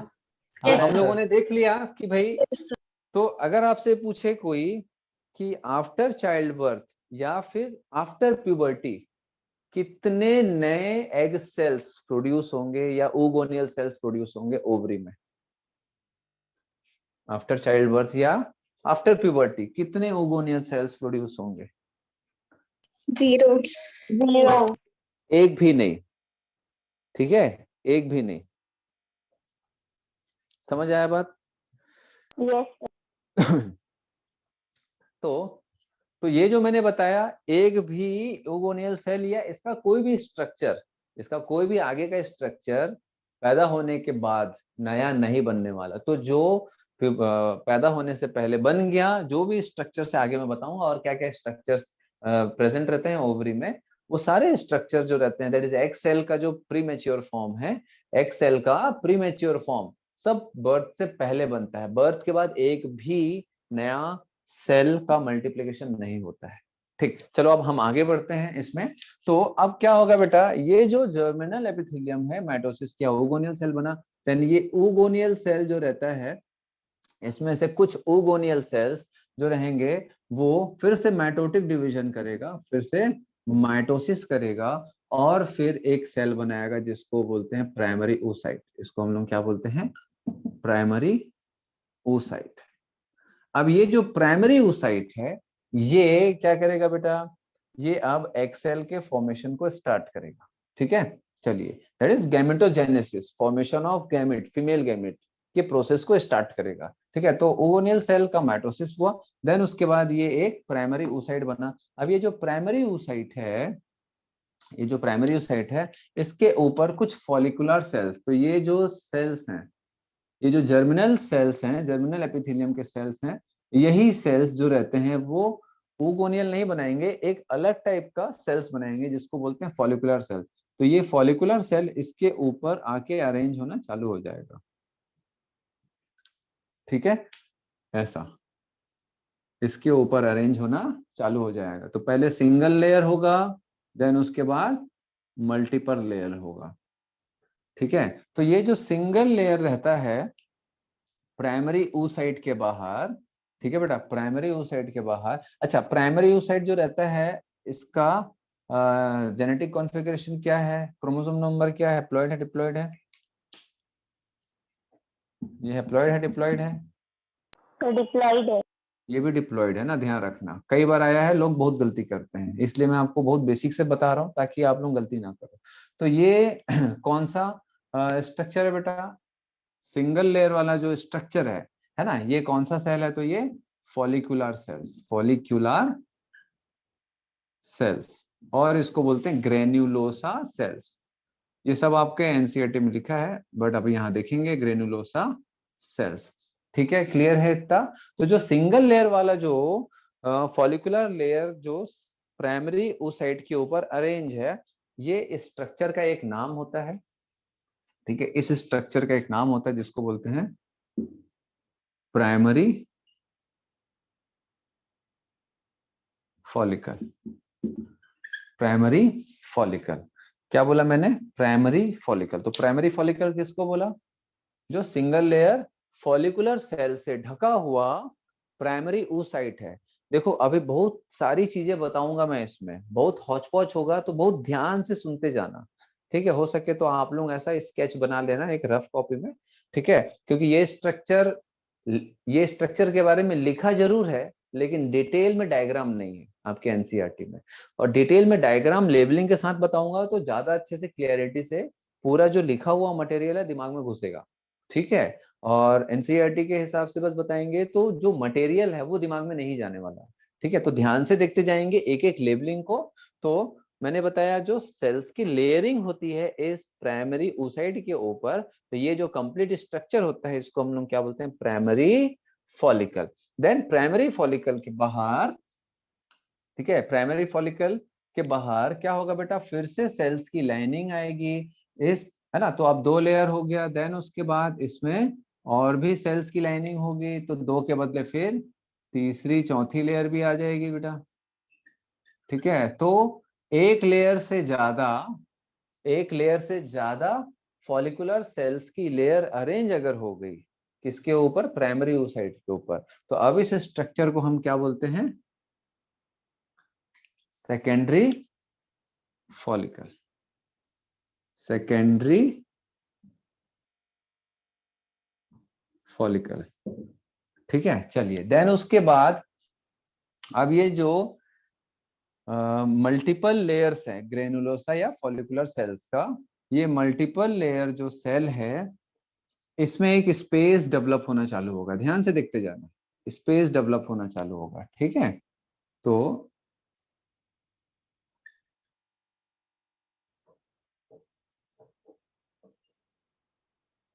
ये एक स्पेस बनना चालू हो रहा है बेटा, ये एक स्पेस बनना चालू होता है। इस स्पेस को बोलते हैं एंट्रम, इस स्पेस को बोलते हैं एंट्रम। और एंट्रम जो एक फॉलिकल्स के जो सेल्स हैं, फॉलिकुलर सेल या ग्रेनुलोसा सेल के बीच में कोई एक स्पेस डेवलप होना चालू होता है, उसको एंट्रम बोलते हैं। और एंट्रम वाला जो स्ट्रक्चर है इसको हम लोग क्या बोलते हैं, इस स्ट्रक्चर को हम क्या बोलते हैं, टर्शियरी फॉलिकल। ये सब को ध्यान से देखते जाना, एक बार समझोगे तो कभी जिंदगी में नहीं भूलोगे। ठीक है, और क्वेश्चन ये पूरा का पूरा जो एक एक स्ट्रक्चर है वहां से क्वेश्चंस आते हैं। ठीक है, तो एंट्रम जब डेवलप होता है तो वो टर्शियरी फॉलिकल कहलाता है। समझ आ रहा बात? देन यहाँ पर फिर अब ये एक आगे बढ़ेगा, मैं अभी स्ट्रक्चर बता रहा हूँ। ठीक है, देन ये आगे बढ़ेगा और ये और एनलार्ज होगा, ये और एनलार्ज होगा। ठीक है, ये और एनलार्ज होगा, बहुत बड़ा सेल बनेगा ऐसा। और ये फॉलिकुलर सेल्स या ग्रेनुलोसा सेल्स हैं।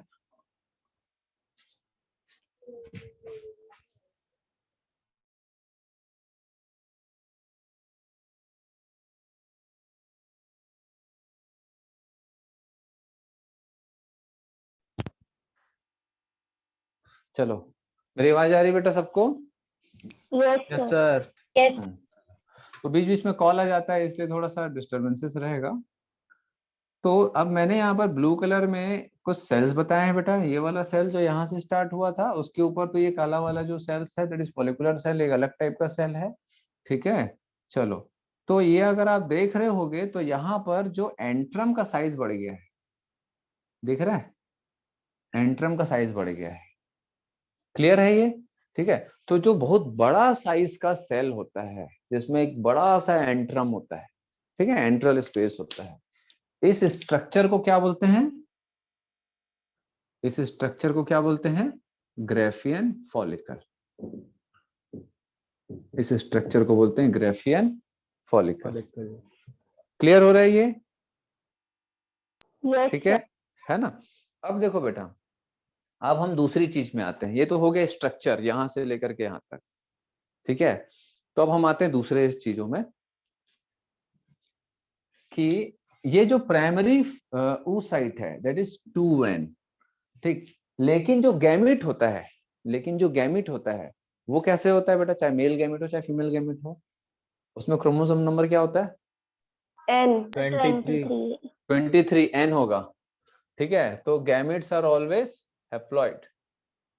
ठीक है, गैमेट जो रहता है वो n होगा। तो भैया प्राइमरी oocyte तो 2n है। तो ये अब जो यहाँ पर ये ओवरी है, ओवरी से बाहर निकलेगा ये सेल, बाहर निकलेगा ये। ठीक है, ओवरी से बाहर निकलेगा, ओवरी से बाहर निकलेगा तो ये एग सेल होता है। तो एग सेल को तो हैप्लॉइड होना चाहिए, बट ये तो डिप्लॉइड है। तो अब क्या होगा इस प्राइमरी oocyte का? क्या होगा इस प्राइमरी oocyte का? ये गैमेटोजेनेसिस ही है, मियोसिस, मियोसिस होगा, है ना? तो गैमेट फॉर्मेशन विदाउट मियोसिस नहीं हो सकता। तो देखेंगे अब ये प्राइमरी oocyte का क्या होगा बेटा? मियोसिस स्टार्ट होगा। अब जो फीमेल के ओवरी में जो मियोसिस होता है वो बहुत इंटरेस्टिंग होता है। ठीक है, मेल का मैं समझा रहा हूँ। मेल के टेस्टिस में क्या होगा कि सेमिनिफेरस ट्यूब्यूल है, ये ट्यूब्यूल है, ट्यूब के अंदर क्या होगा भैया? मेल गैमेट बनेगा। कब बनेगा? प्यूबर्टी एज से। प्यूबर्टी एज स्टार्ट हुआ, प्यूबर्टी स्टार्ट हुआ, 10 साल हो गया, 12 साल हो गया, अब टेस्टोस्टेरोन बनना चालू हुआ, सेक्स हार्मोन बनना चालू हुआ, देन उसके बाद क्या होगा? गैमेट बनना चालू हो जाएगा। तो सीधी सी बात है कि कुछ दिनों में प्यूबर्टी एज चालू हुआ और कुछ ही दिनों में क्या हो जाएगा, गैमेट का फॉर्मेशन हो जाएगा। ठीक है, सिंपल है भाई। 10 साल हुआ, 12 साल हुआ, प्यूबर्टी एज आया, हॉर्मोन्स का एप्लीकेशन हुआ गोनेट्स पे, टेस्टिस वेस्टिस पे, सेमिनिफेरस ट्यूब्यूल पे, और गैमेट का फॉर्मेशन चालू हुआ, और कुछ ही दिनों में, है ना, कुछ ही दिनों में गैमेट का फॉर्मेशन हो गया और स्पर्म बन गया। कब? 10 से 12 साल के पास में। लेकिन यहाँ पर गैमेट बनना स्टार्ट हो चुका है हमारे फीटल लाइफ में, मतलब बर्थ से पहले। देन उसके बाद हम ये देखेंगे कि यार गैमेट बनना जो है वो मियोसिस का एक प्रोसेस है, मियोसिस के थ्रू ही गैमेट बनता है। तो अब मैं आपको एक चीज बता रहा हूँ, ध्यान से समझना। ये जो स्ट्रक्चर है ओगोनियल सेल, ये कहाँ बनेगा? तो कहाँ बनेगा? कहाँ बनेगा? फीटल लाइफ में। कौन से स्टेज में बनेगा? फीमेल चाइल्ड के फीटल लाइफ में। देन उसके बाद ये प्राइमरी oocyte कहाँ बनेगा? फीटल लाइफ पे, मतलब पैदा होने से पहले। ये प्राइमरी फॉलिकल कहाँ बनेगा? प्राइमरी फॉलिकल कहाँ बनेगा? फीटल लाइफ में, फीमेल के पैदा होने से पहले। समझ आया? प्राइमरी oocyte कब बन के रेडी है? फीमेल के पैदा होने से पहले। समझ आ रहा है? ध्यान से देखो, फिर अभी हौच पौच होगा। ठीक है, चीजें, मैं बहुत सारी चीजें और इसमें करने वाला हूँ।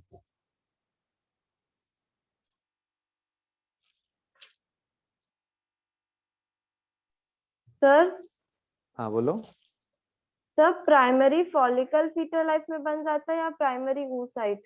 प्राइमरी oocyte के बाहर, प्राइमरी oocyte के बाहर जो फॉलिकुलर सेल्स होते हैं, ये दोनों को मिला करके प्राइमरी फॉलिकल बोलते हैं बेटा। ठीक है, तो अगर मैं आपसे ये पूछूं कि बेटा प्राइमरी फॉलिकल अगर फीटल लाइफ में बन रहा है तो प्राइमरी oocyte कब बनेगा? Foetal life. बिल्कुल। क्यों? प्राइमरी फॉलिकल बनने से पहले प्राइमरी oocyte बनता है। क्योंकि मैंने आप लोगों को यही तो मैं बोला ना, आप लोग ध्यान से डायग्राम को देखते जो मैं बना रहा हूं तो। ठीक है, क्यों? मैंने पहले क्या बनाया? ओगोनियल सेल से पहले क्या बनाया? माइटोसिस के थ्रू क्या बनाया? पहले प्राइमरी oocyte बनाया। प्राइमरी oocyte के ऊपर मैंने क्या किया? ये फॉलिकुलर सेल्स की लेयरिंग की। तो मैंने पहले लेयरिंग की फिर सेल बनाया, या सेल के बाद लेयरिंग की? पहले सेल बनाया, प्राइमरी oocyte बना, उसके बाद लेयरिंग हुई ना बेटा। और लेयरिंग बढ़ते जा रही है, बढ़ते जा रही है, बढ़ते जा रही है। ओह,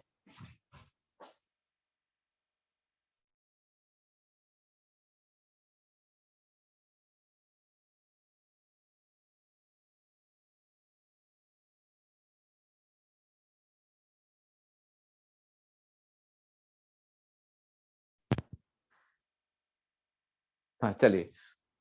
तो पहले अपन प्राइमरी oocyte बनाए, देन उसके बाद लेयरिंग की, और लेयरिंग तो करते जा रहे हैं, और ये सेल्स तो आगे बढ़ते जा रहे हैं। ठीक है, तो प्राइमरी oocyte पहले स्ट्रक्चर को प्राइमरी फॉलिकल बोलते हैं। प्राइमरी फॉलिकल कोई सेल का नाम नहीं है, ये एक स्ट्रक्चर है। सेकेंडरी फॉलिकल कोई सेल का नाम नहीं है, ये एक स्ट्रक्चर है। वैसे ही टर्सरी फॉलिकल, वैसे ही ग्रेफिन फॉलिकल, ये सब एक स्ट्रक्चर का नाम है बेटा। ठीक है, क्लियर हो रहा है? क्लियर हो रहा है आप लोगों को, है ना? Yes, तो sir. चलिए, तो primary follicle with primary oocyte बन के रेडी है फीटल लाइफ में। अब क्या होगा बेटा? बेबी का बर्थ हो गया, है ना?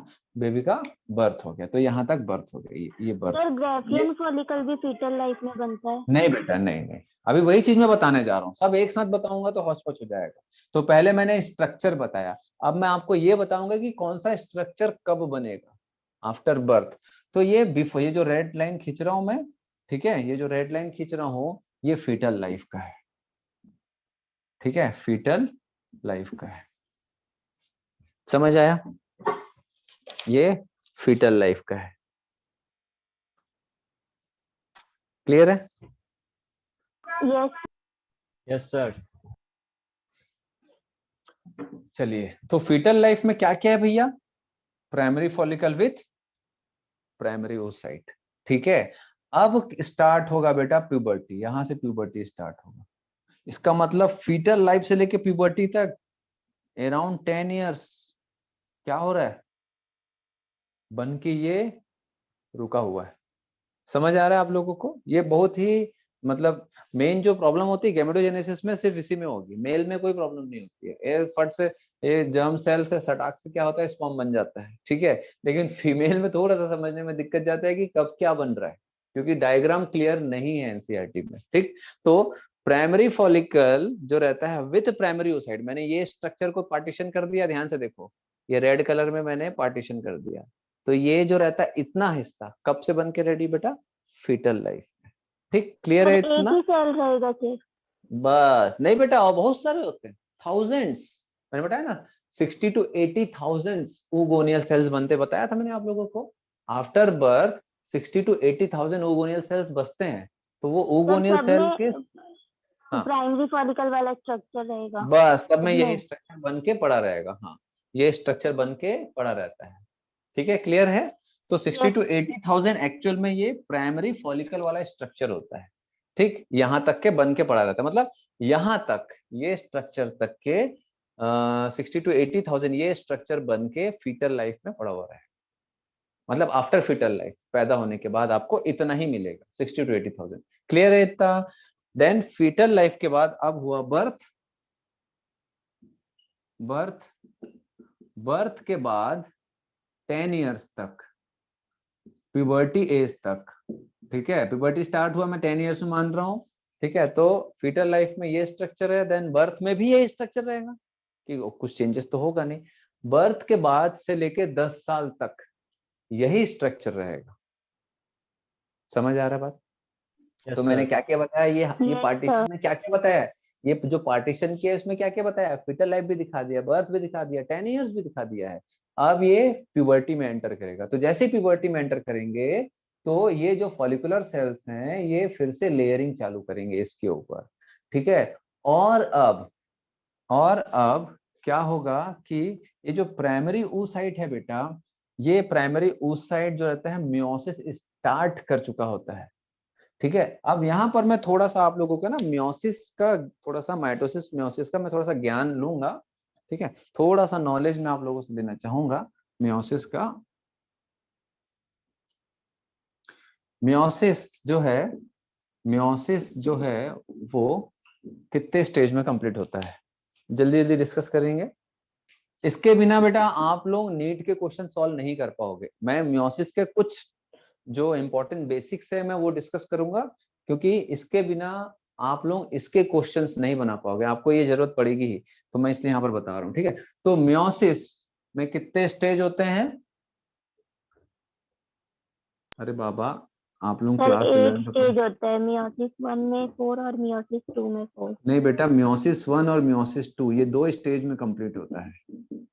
ठीक है, मियोसिस 2 स्टेज में कंप्लीट होता है, मियोसिस 1 एंड मियोसिस 2। ठीक है, समझ आ रहा है? तो अगर कोई सेल है 2n का, मियोसिस 1 में एंटर किया, तो मियोसिस 1 में फिर कितने स्टेज होते हैं? प्रोफेज 1 याद है, मेटाफेज 1, फिर एनाफेज 1 एंड टीलोफेज 1। टीलोफेज 1। किसी को याद आ रहा है, नहीं याद आ रहा है? ठीक है, प्रोफेज में 5 स्टेज होते हैं, उसको हम डिस्कस नहीं करेंगे, यहाँ पर हमको जरूरत नहीं है। ठीक है, देन मियोसिस 2 में कितने स्टेज होते हैं? Prophase 2, metaphase 2, anaphase 2, prophase 2, telophase 2।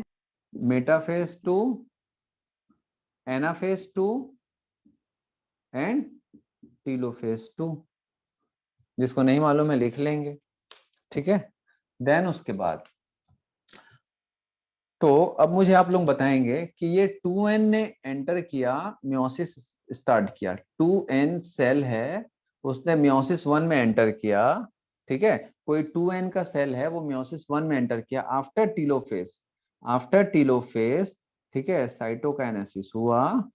ठीक है, आफ्टर टीलोफेज साइटोकाइनेसिस हुआ, और इस 2n का कितना सेल बनेगा बताइए? एक 2n सेल से कितना सेल बनेगा और उसका क्रोमोसोम नंबर क्या होगा? कौन बताएगा? बेटा जो भी हो बताओ, गलत ही बताओगे, उससे ज्यादा कुछ नहीं होता है। सर 2 बट सेल बताए, बनेगा। 2 सेल बनेगा, एक n से 2 सेल बनेगा। ठीक है, उसमें क्रोमोसोम नंबर क्या होगा? एन। सर 2n रहेगा। 2n नहीं रहेगा 23 बेटा, 23 n रहेगा। 23 number of chromosome, 23 number of chromosome, but इसमें डीएनए का कंटेंट 46 होता है। ये मैंने आप लोगों को क्लास 11th में बहुत अच्छे से समझाया था।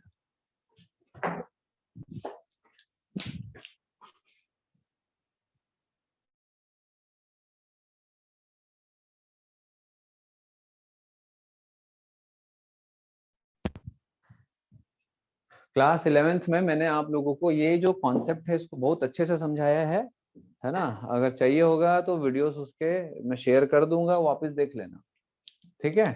तो देखो मियोसिस की एक खासियत है कि मियोसिस 1 में क्रोमोसोम्स का सेपरेशन तो हो जाता है, लेकिन डीएनए जो जुड़े हुए रहते हैं एक दूसरे से अलग नहीं होते, तो डीएनए का कंटेंट डबल ही रहेगा, ठीक है। जब ये दोनों सेल मियोसिस 2 में एंटर करेंगे, तो ध्यान से देखना, ये दोनों सेल जब मियोसिस 2 में एंटर करेंगे तो क्या होगा, मियोसिस 2 में एंटर करेंगे तो फिर क्या होगा बेटा, हर एक सेल जो रहता है 2n प्रोड्यूस करेगा, 2n प्रोड्यूस करेगा, और इसमें 23 क्रोमोसोम का नंबर होता है। ये बहुत इंपॉर्टेंट चीज है जो मैं बता रहा हूँ, अगर आपको नहीं आता है तो आप लोगों को आना चाहिए, आपको सीखना पड़ेगा, ठीक है, क्योंकि नीट में क्वेश्चंस आते हैं कि क्रोमोसोम का नंबर क्या है और डीएनए का कंटेंट क्या है, ठीक है, ये सब चीजें आप लोगों को आनी चाहिए, बहुत इंपॉर्टेंट डिस्कशन है। चलिए, तो इसको समझाने के लिए मेरे को आधा घंटा ज्यादा लगेगा, तो मैं यहाँ पर कोशिश कर रहा हूँ कि शॉर्ट में बताऊं। तो आप लोग बस इतना ध्यान रखो कि होता क्या है बेटा कि क्रोमोसोम्स जो रहते हैं वो 23 होते हैं, बट हर एक क्रोमोसोम में 2-2 डीएनए कंटेंट होता है। क्या बोला मैंने, हर, देखो जब भी माइटोसिस होगा तो क्या होगा, क्रोमोसोम्स का क्या होगा बेटा, डबलिंग होता है, क्रोमोसोम डबल होगा, मतलब 92 होगा, एक सेल माइटोसिस कर रहा है तो 46 से 92 हुआ, फिर पार्टीशन होगा तो 46 इधर 46 इधर, क्लियर है इतना, है ना। माइटोसिस जब हम देखते हैं तो हम क्या देखते हैं कि ये 46 है, इसका माइटोसिस हुआ, तो माइटोसिस होगा तो क्या होगा बेटा, माइटोसिस होगा तो क्या होगा, ये सेल का क्रोमोसोम का नंबर डबल हो जाएगा, देन उसके बाद साइटोकाइनेसिस होगा और 46 इधर 46 इधर। ये आता है आप लोगों को, हाँ या ना में जवाब दो, इतना आता है, हाँ Yes, आता है, sir. नहीं आता है? Yes, तो ये sir. सब आता है आप लोगों को, ठीक है। तो ये माइटोसिस में है, तो माइटोसिस में ऐसा इसीलिए होता है क्योंकि जब ये क्रोमोसोम डबल होते हैं तो एक्चुअल में क्रोमोसोम का डबलिंग नहीं होता है, एक्चुअल में डीएनए की डबलिंग होती है, ठीक है। अगर आप लोग क्लास 11th में थोड़ा बहुत भी पढ़े होंगे या 10th में पढ़े होंगे कि डीएनए जो रहता है उसका रेप्लिकेशन होता है, डीएनए डबल होता है, ठीक है। तो माइटोसिस में क्या होता है, मेरी बात को ध्यान से सुनना, जो मैं अभी लाइन बोलने जा रहा हूँ ये वो लाइन से ये सारी चीजें जो रहती है ना पूरा क्लियर होती है। तो माइटोसिस में क्या होता है, डीएनए डबल हुआ, ध्यान से देखना, ये एक डीएनए है, इधर देखो, ये कितना पेन दिख रहा है,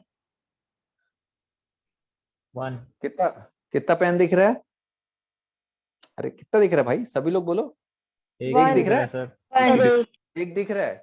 माइटोसिस होगा तो क्या होगा, डीएनए डबल होता है, डीएनए का डुप्लीकेशन होगा, रेप्लिकेशन बोलते हैं उसको, समझ आ रहा है, डीएनए अपनी कॉपी बनाएगा, और यही पूरी लाइफ की, पूरी स्पीशीज की, इस मतलब इस अर्थ पे जो भी लिविंग सिस्टम्स हैं, लिविंग सेल्स है, उसका पूरा बेसिस यही है।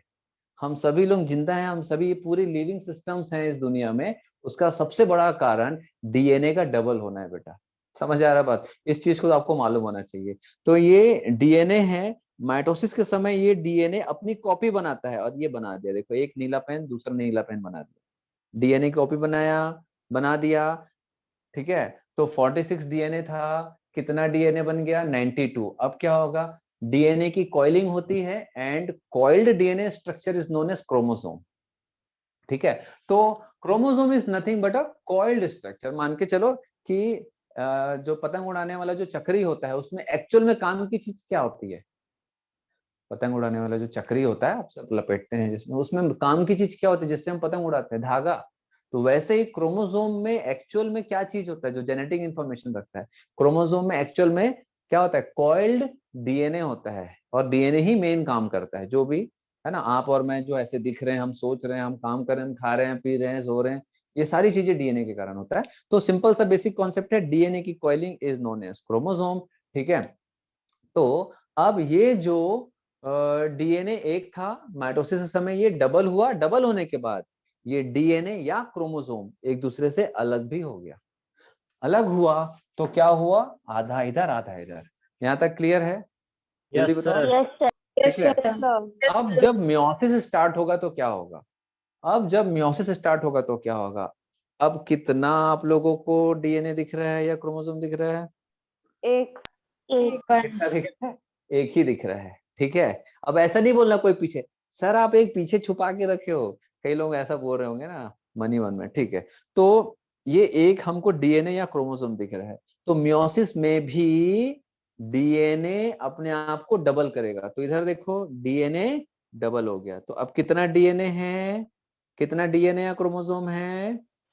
दो। बट ये दोनों किसी एक जगह से चिपके हुए हैं, ये दोनों किसी एक जगह से चिपके हुए हैं, और ये डीएनए या क्रोमोसोम एक दूसरे से अलग नहीं होते। आप लोग जो 11th में कॉन्सेप्ट पढ़े हो उसका मैं मेन सार बता रहा हूँ, मेन इंपॉर्टेंट जो रहता है ना कॉन्सेप्ट, वो समझाने की कोशिश कर रहा हूँ, उसको ध्यान से सुनना। तो मियोसिस में डीएनए जरूर डबल होता है, बट किसी एक पॉइंट पे डीएनए या क्रोमोसोम एक दूसरे से चिपके हुए रहते हैं। सेंट्रोमियर अगर आप लोग सुने होंगे, सेंट्रोमियर, ठीक है, क्रोमोसोम का जो सेंटर होता है वहां से चिपके हुए रहते हैं। तो अब मुझे बताओ कि मियोसिस में भी डीएनए डबल हो गया? हो गया डबल? 92 हो गया, पहले 46 डीएनए था, 92 हो गया। ठीक है, लेकिन ये एक कंप्लीट क्रोमोसोम हुआ। तो एक क्रोमोसोम में कितना डीएनए है? दो। दो है। तो 46 क्रोमोसोम था, लेकिन यहाँ पर हर एक 46 क्रोमोसोम है, तो हर एक क्रोमोसोम में दो दो डीएनए है, मतलब डबल तो हो चुका है, लेकिन अभी भी एक पॉइंट से चिपका हुआ है। ठीक है, तो इसीलिए मियोसिस 1 में क्या होता है कि जो चिपके हुए क्रोमोसोम है एक्चुअल में है दो, बट एक जगह से जुड़े हुए हैं ये क्रोमोसोम्स, तो है दो लेकिन एक ही जैसे रिप्रेजेंट होंगे। तो मियोसिस 1 में क्या होता है, 46 का 23 इधर जाता है और 23 इधर जाता है। समझ आ रहा बात? तो मैंने क्या बताया है वहां पर, 23 क्रोमोसोम बट 46 डीएनए। ठीक है, अब यही दोनों सेल मियोसिस 2 में एंटर करेंगे, यही दोनों सेल मियोसिस 2 में एंटर करेंगे, तो क्या होगा? अब थोड़ा दिमाग लगाओ, अब मैं क्या बताऊंगा। अभी 23 क्रोमोसोम 23 क्रोमोसोम है, ये 23 क्रोमोसोम, ये 23 क्रोमोसोम। अब क्या होगा मियोसिस 2 में? दिमाग लगाओ। डीएनए भी अलग हो जाए। तो ये जो क्रोमोसोम एक दूसरे से जुड़े हुए हैं किसी एक पॉइंट पर, ये दोनों अलग हो जाएंगे। ठीक है, समझ आ रहा है? तो अब एक्चुअल में इसके पास कितने क्रोमोसोम हो गए? 46 हो गए। तो 23 इधर हो गए, 23 इधर हो गए। Eight the time of separation ये दोनों भी सेपरेट हो जाते हैं, साइटोकाइनेसिस के समय दोनों अलग हो जाएंगे, और 23 इधर आ गया, 23 इधर आ गया, वैसे इधर भी 23 इधर 23। इसीलिए चाहे मेल गैमेट का फॉर्मेशन हो चाहे फीमेल गैमेट का फॉर्मेशन हो, मियोसिस में हर एक सेल से 4 हैप्लॉइड सेल बनते हैं। ऐसे समझ आ गया बात, क्यों 4 हैप्लॉइड बन रहे हैं? यस। है ना? क्योंकि मियोसिस के 2 स्टेज होते हैं, इसीलिए ऐसा होता है। एक स्टेज में कंप्लीट होना चाहेगा तो कभी भी कंप्लीट हैप्लॉइड नहीं बन पाएगा। ठीक है, सोचना मैं जो बोला हूं कि ऐसा मैं क्यों बोल रहा हूं, मियोसिस 1 और मियोसिस 2 दो स्टेज अगर नहीं हुआ तो कंप्लीट हैप्लॉइड क्यों नहीं बनेगा, ये आप लोग सोचना। ठीक है, चलो, तो यहां तक मैंने आपको बता दिया। हाँ बोलो बेटा। सर मियोसिस में डीएनए भी 23 हो जाता है? हाँ बेटा, डीएनए भी सिंगल सिंगल हो जाएगा ना मियोसिस 2 में। Yes sir. ठीक है, चलो। अब ये इतना तामझाम बताने का मेरा जो मकसद था वो यहाँ पर इसलिए है क्योंकि प्राइमरी oocyte फीटल लाइफ में मियोसिस स्टार्ट कर देता है। क्या बोला मैंने? प्राइमरी oocyte फीटल लाइफ से मियोसिस स्टार्ट कर देता है। मियोसिस का स्टार्ट करेगा तो मियोसिस का 2 स्टेज है, तो कौन सा स्टेज स्टार्ट करेगा? तो मियोसिस 1 स्टार्ट करेगा। तो स्टार्ट कर देता है, कंप्लीट नहीं करता है मियोसिस। अरे यार,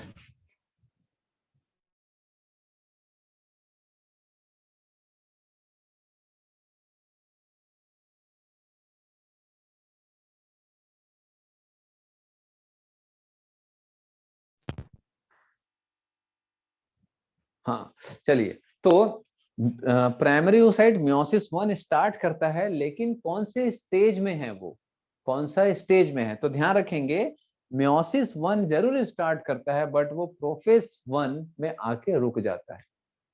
क्या बोला मैंने? मियोसिस 1 जरूर स्टार्ट करते हैं, कौन? प्राइमरी oocyte, बट वो कौन से स्टेज में रुके हैं बेटा? प्रोफेस 1 में। समझ आया बात?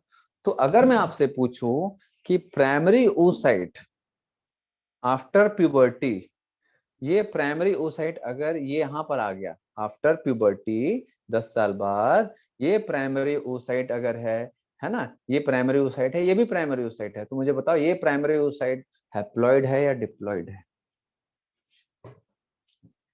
Sir diploid. सर अभी डिप्लॉयड है। डिप्लॉयड। डिप्लॉइड है। कैसे? क्योंकि भैया ये प्रोफेज 1 में जब तक कि ये टीलोफेज 1 और साइटोकाइनेसिस नहीं करेगा तब तक वो हैप्लॉइड नहीं कहलाएगा। समझ आ रहा है मैं क्यों बताया हूं इसको? ठीक है, Yes. तो प्रोफेज 1 में अभी भी है, ठीक है। आफ्टर प्यूबर्टी स्टेज ये प्राइमरी oocyte जो रहता है बेटा प्रोफेज 1 में रुका है, लेकिन जैसे ही प्यूबर्टी स्टार्ट होता है, जैसे ही प्यूबर्टी स्टार्ट होता है, ये प्राइमरी oocyte अब मियोसिस 1 को रीस्टार्ट करता है। स्टार्ट तो कर चुका है, तो अब क्या करेगा? रीस्टार्ट। रीस्टार्ट करेगा तो क्या होगा? प्रोफेज 1 कंप्लीट करेगा और किसमें एंटर करेगा? मेटाफेज 1। मेटाफेज 1 कंप्लीट करेगा, एनाफेज 1। एनाफेज 1 कंप्लीट करेगा, टीलोफेज 1। और ये करते करते करते करते इस स्टेज तक के मियोसिस 1 कंप्लीट करेगा। और फिर ध्यान से देखना, मैं यहाँ पर कुछ चीज बताने जा रहा हूँ। तो ये जो कौन सा स्टेज है बेटा? ये सेकेंडरी फॉलिकल। सेकेंडरी फॉलिकल से जब टर्शरी फॉलिकल में एंटर करता है, तो ये जो प्राइमरी oocyte है यहाँ पर प्यूबर्टी के बाद से क्या चालू किया है? मियोसिस 1 में जो प्रोफेज 1 में था वो रीस्टार्ट किया है। तो अब ये प्रोफेज 1 से कहां तक जाने की कोशिश करेगा? साइटोकाइनेसिस तक। उसके बाद क्या करेगा? वो हैप्लॉइड सेल में कन्वर्ट होना चाहेगा, नहीं होना चाहेगा भैया? मियोसिस 1 होगा, उसके बाद हैप्लॉइड होगा, नहीं होगा? Yes sir. Yes sir.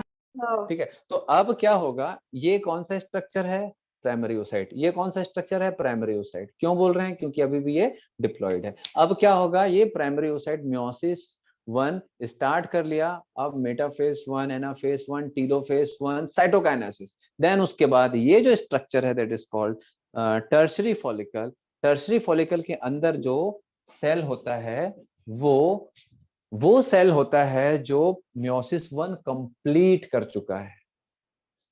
Tertiary follicle के अंदर जो सेल होता है वो कौन सा सेल होता है? जो मियोसिस 1 कंप्लीट कर चुका है। तो मैं जिससे पूछूंगा वही बताएंगे। बताओ भाई क्षितिज, ये जो सेल है, ये सेल हैप्लॉइड है या डिप्लॉइड है बेटा? ये सेल हैप्लॉइड है या डिप्लॉइड है? क्षितिज, हर कीर्तन, sir haploid. Aditi, Prachi, sir haploid है। सर हैप्लॉइड है। विक्रम, एप्लॉयड है सर, अगर साइटोकाइनेसिस कंप्लीट है तो। ज्योति, खुशी, क्या होगा बेटा? Haploid है सर। हैप्लॉइड है। ये हैप्लॉइड हैप्लॉइड, होगा सर। ये हैप्लॉइड होगा, क्योंकि मैंने क्या बोला? ये मियोसिस 1 कंप्लीट कर चुका है। ठीक है, तो कंप्लीट कर चुका है कौन से स्टेज में? टर्शरी फॉलिकल वाला जो सेल है, इसको अब हम लोग इसको प्राइमरी फॉलिकल, प्राइमरी oocyte बोलेंगे? नहीं, प्राइमरी oocyte तो वो डिप्लॉइड स्ट्रक्चर था।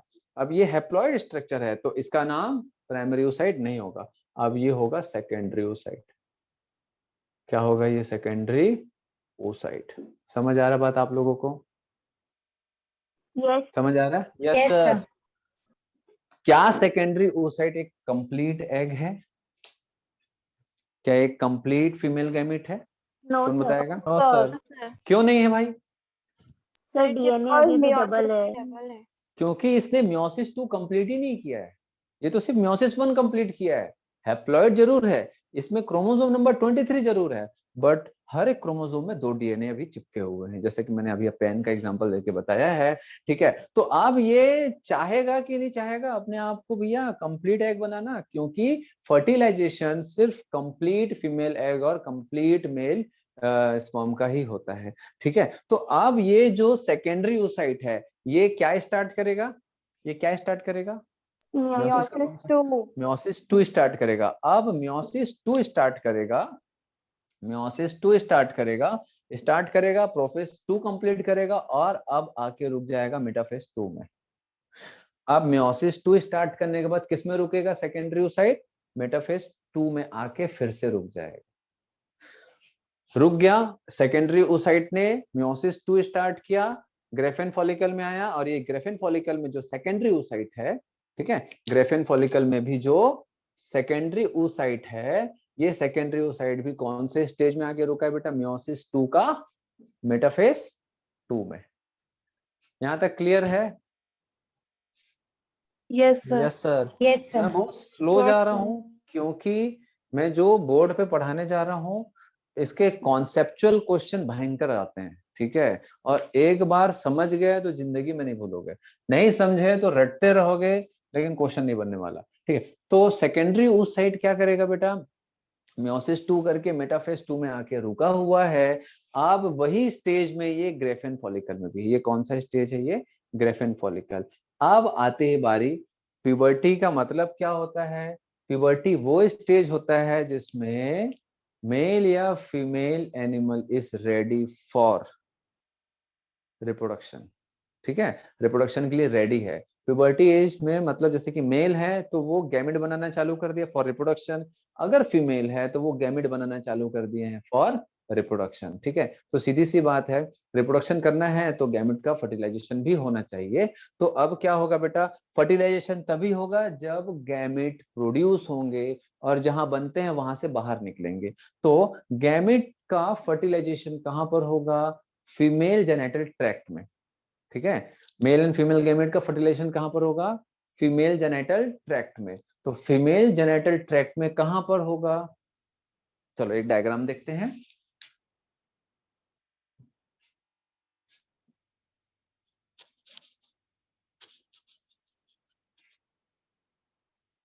तो एक बहुत छोटा सा डायग्राम बनाऊंगा, इसी से समझना पड़ेगा आप लोगों को। ये यूट्रस है, ठीक है, ये फैलोपियन ट्यूब हो गया, ये ओवरी हो गया, दिख रहा है बेटा सबको? Yes sir. यस चलो, तो फर्टिलाइजेशन जो होता है वो एम्पुला वाले रीजन में होता है, ये रीजन में, ठीक है। यहाँ पर एग होगा, ये एम्पुला वाला रीजन है, और एग प्रोड्यूस कहाँ से होगा? ओवरी से। समझ आ रहा है बात आप लोगों को? एग कहाँ प्रोड्यूस होगा? ओवरी से। ये एग है यहाँ पर, तो एग कहाँ से रिलीज हो रहा है? ओवरी से। ओवरी से एग रिलीज होगा और यहाँ तक आना चाहिए, तब जाकर के ये जगह है फर्टिलाइजेशन का, ठीक है। फर्टिलाइजेशन यहाँ होगा और फीटस का डेवलपमेंट, बच्चे का जो पूरा जो स्टेजेस है एम्ब्रियोनिक डेवलपमेंट है वो यूट्रस में होता है यहाँ पर, ठीक। तो ओवरी से एग रिलीज होगा, दैट इज फीमेल गैमेट, और वो एग यहाँ तक आएगा। वो कैसे आएगा वो बाद में देखेंगे, ठीक है। तो एग रिलीज होगा मतलब ये ओवरी है, तो ओवरी के अंदर एग कहां पर है? कौन से स्ट्रक्चर के अंदर है? Graafian follicle. ग्रेफियन फॉलिकल के अंदर से बाहर निकलेगा और ओवरी से बाहर निकलेगा, तभी तो भैया यहाँ तक आ पाएगा। समझ आ रहा है बात? Yes sir. है ना? तो इसका ये मतलब है कि हमको ग्रेफिन फॉलिकल को रप्चर करना है, तोड़ना है, ब्रेक करना है, देन उसके बाद हमको एग को बाहर निकालना है। तो इस प्रोसेस को बोलते हैं ओव्यूलेशन। तो ग्रेफिन फॉलिकल रप्चर होगा और फिर एग बाहर निकलेगा, उस प्रोसेस को हम क्या बोलते हैं? ओव्यूलेशन। और इस एग का फर्टिलाइजेशन होगा आगे चल के, जब भी होना होगा तो, ठीक है। तो अब मुझे कौन बताएगा कि ये जो एग है ये मियोसिस के कौन से स्टेज को क्लियर किया है और कौन से स्टेज में है, क्या है? कोई भी जिसको समझ आता है बताओ। एग सेल का बताना है ना सर? हाँ, एग सेल जो ओवरी से बाहर निकल चुका है और फर्टिलाइजेशन के लिए रेडी है। सर मेटाफेज 2 में रुका हुआ है। मेटाफेज 2 में सर। मेटाफेज 2 में वो क्यों? कंप्लीट कर लिया मियोसिस 2। तो मैंने आप लोगों को अभी क्या बताया कि ये जो सेकेंडरी oocyte है ये मियोसिस 2 का सिर्फ मेटाफेज 2 में आके रुका हुआ है, और उसी मेटाफेज 2 में रुके हुए, इसी मेटाफेज 2 में रुका हुआ है, और ये एग इस ग्रेफिन फॉलिकल से एज सच बाहर निकल जाएगा। और ये जो एग रिलीज हुआ है दैट इज ओव्यूलेशन हुआ है, तो ये जो एग है, ये जो एग है बेटा, ये जो एग सेल है, ये एक्चुअल में क्या है, ये सेकेंडरी oocyte है। और सेकेंडरी oocyte मैंने आपको क्या बताया है, कौन से स्टेज में रुका हुआ है, मियोसिस 2 के मेटाफेज 2 में। तो आफ्टर ओव्यूलेशन ये जो एग होता है ये सेकेंडरी oocyte कहलाता है। एक्चुअल में आप लोग क्लास 10 तक पढ़े होंगे ओवम, ओवम ऐसा पढ़ते हैं, बट ओवम नहीं होता। ओवम एक कंप्लीट एग सेल को बोलते हैं, और ओवम अभी नहीं बना है। तो ओवरी से जो बाहर निकला है एग, वो उसको हम क्या बोलेंगे, सेकेंडरी oocyte। वो सेकेंडरी oocyte है। और सेकेंडरी oocyte कौन से स्टेज में रुका हुआ है, मेटाफेज 2 में। अब यही एग, ठीक है, ये जो एग है दैट इज सेकेंडरी oocyte, कौन से स्टेज में, मेटाफेज 2 में। ये रुके हुए ही यहाँ तक पहुंच जाता है, और ये अभी भी ये जो एग है इसको हम सेकेंडरी oocyte बोलते हैं, और ये अभी भी मेटाफेज 2 में रुका हुआ है। फिर बात ये आ रही है सबके दिमाग में कि भैया अभी तो आपने बोला कि एक कंप्लीट मैच्योर एग का ही कंप्लीट मैच्योर स्पर्म के द्वारा फर्टिलाइजेशन होगा। तो बिल्कुल सही है। तो मैं आपको बता दूं कि ये मियोसिस 2 का मेटाफेज 2 में जो रुका है ये स्टार्ट कब होगा, तो आपको ध्यान रखना है मियोसिस का मेटाफेज 2 में रुका तब तक रहेगा जब तक स्पर्म की एंट्री नहीं होती।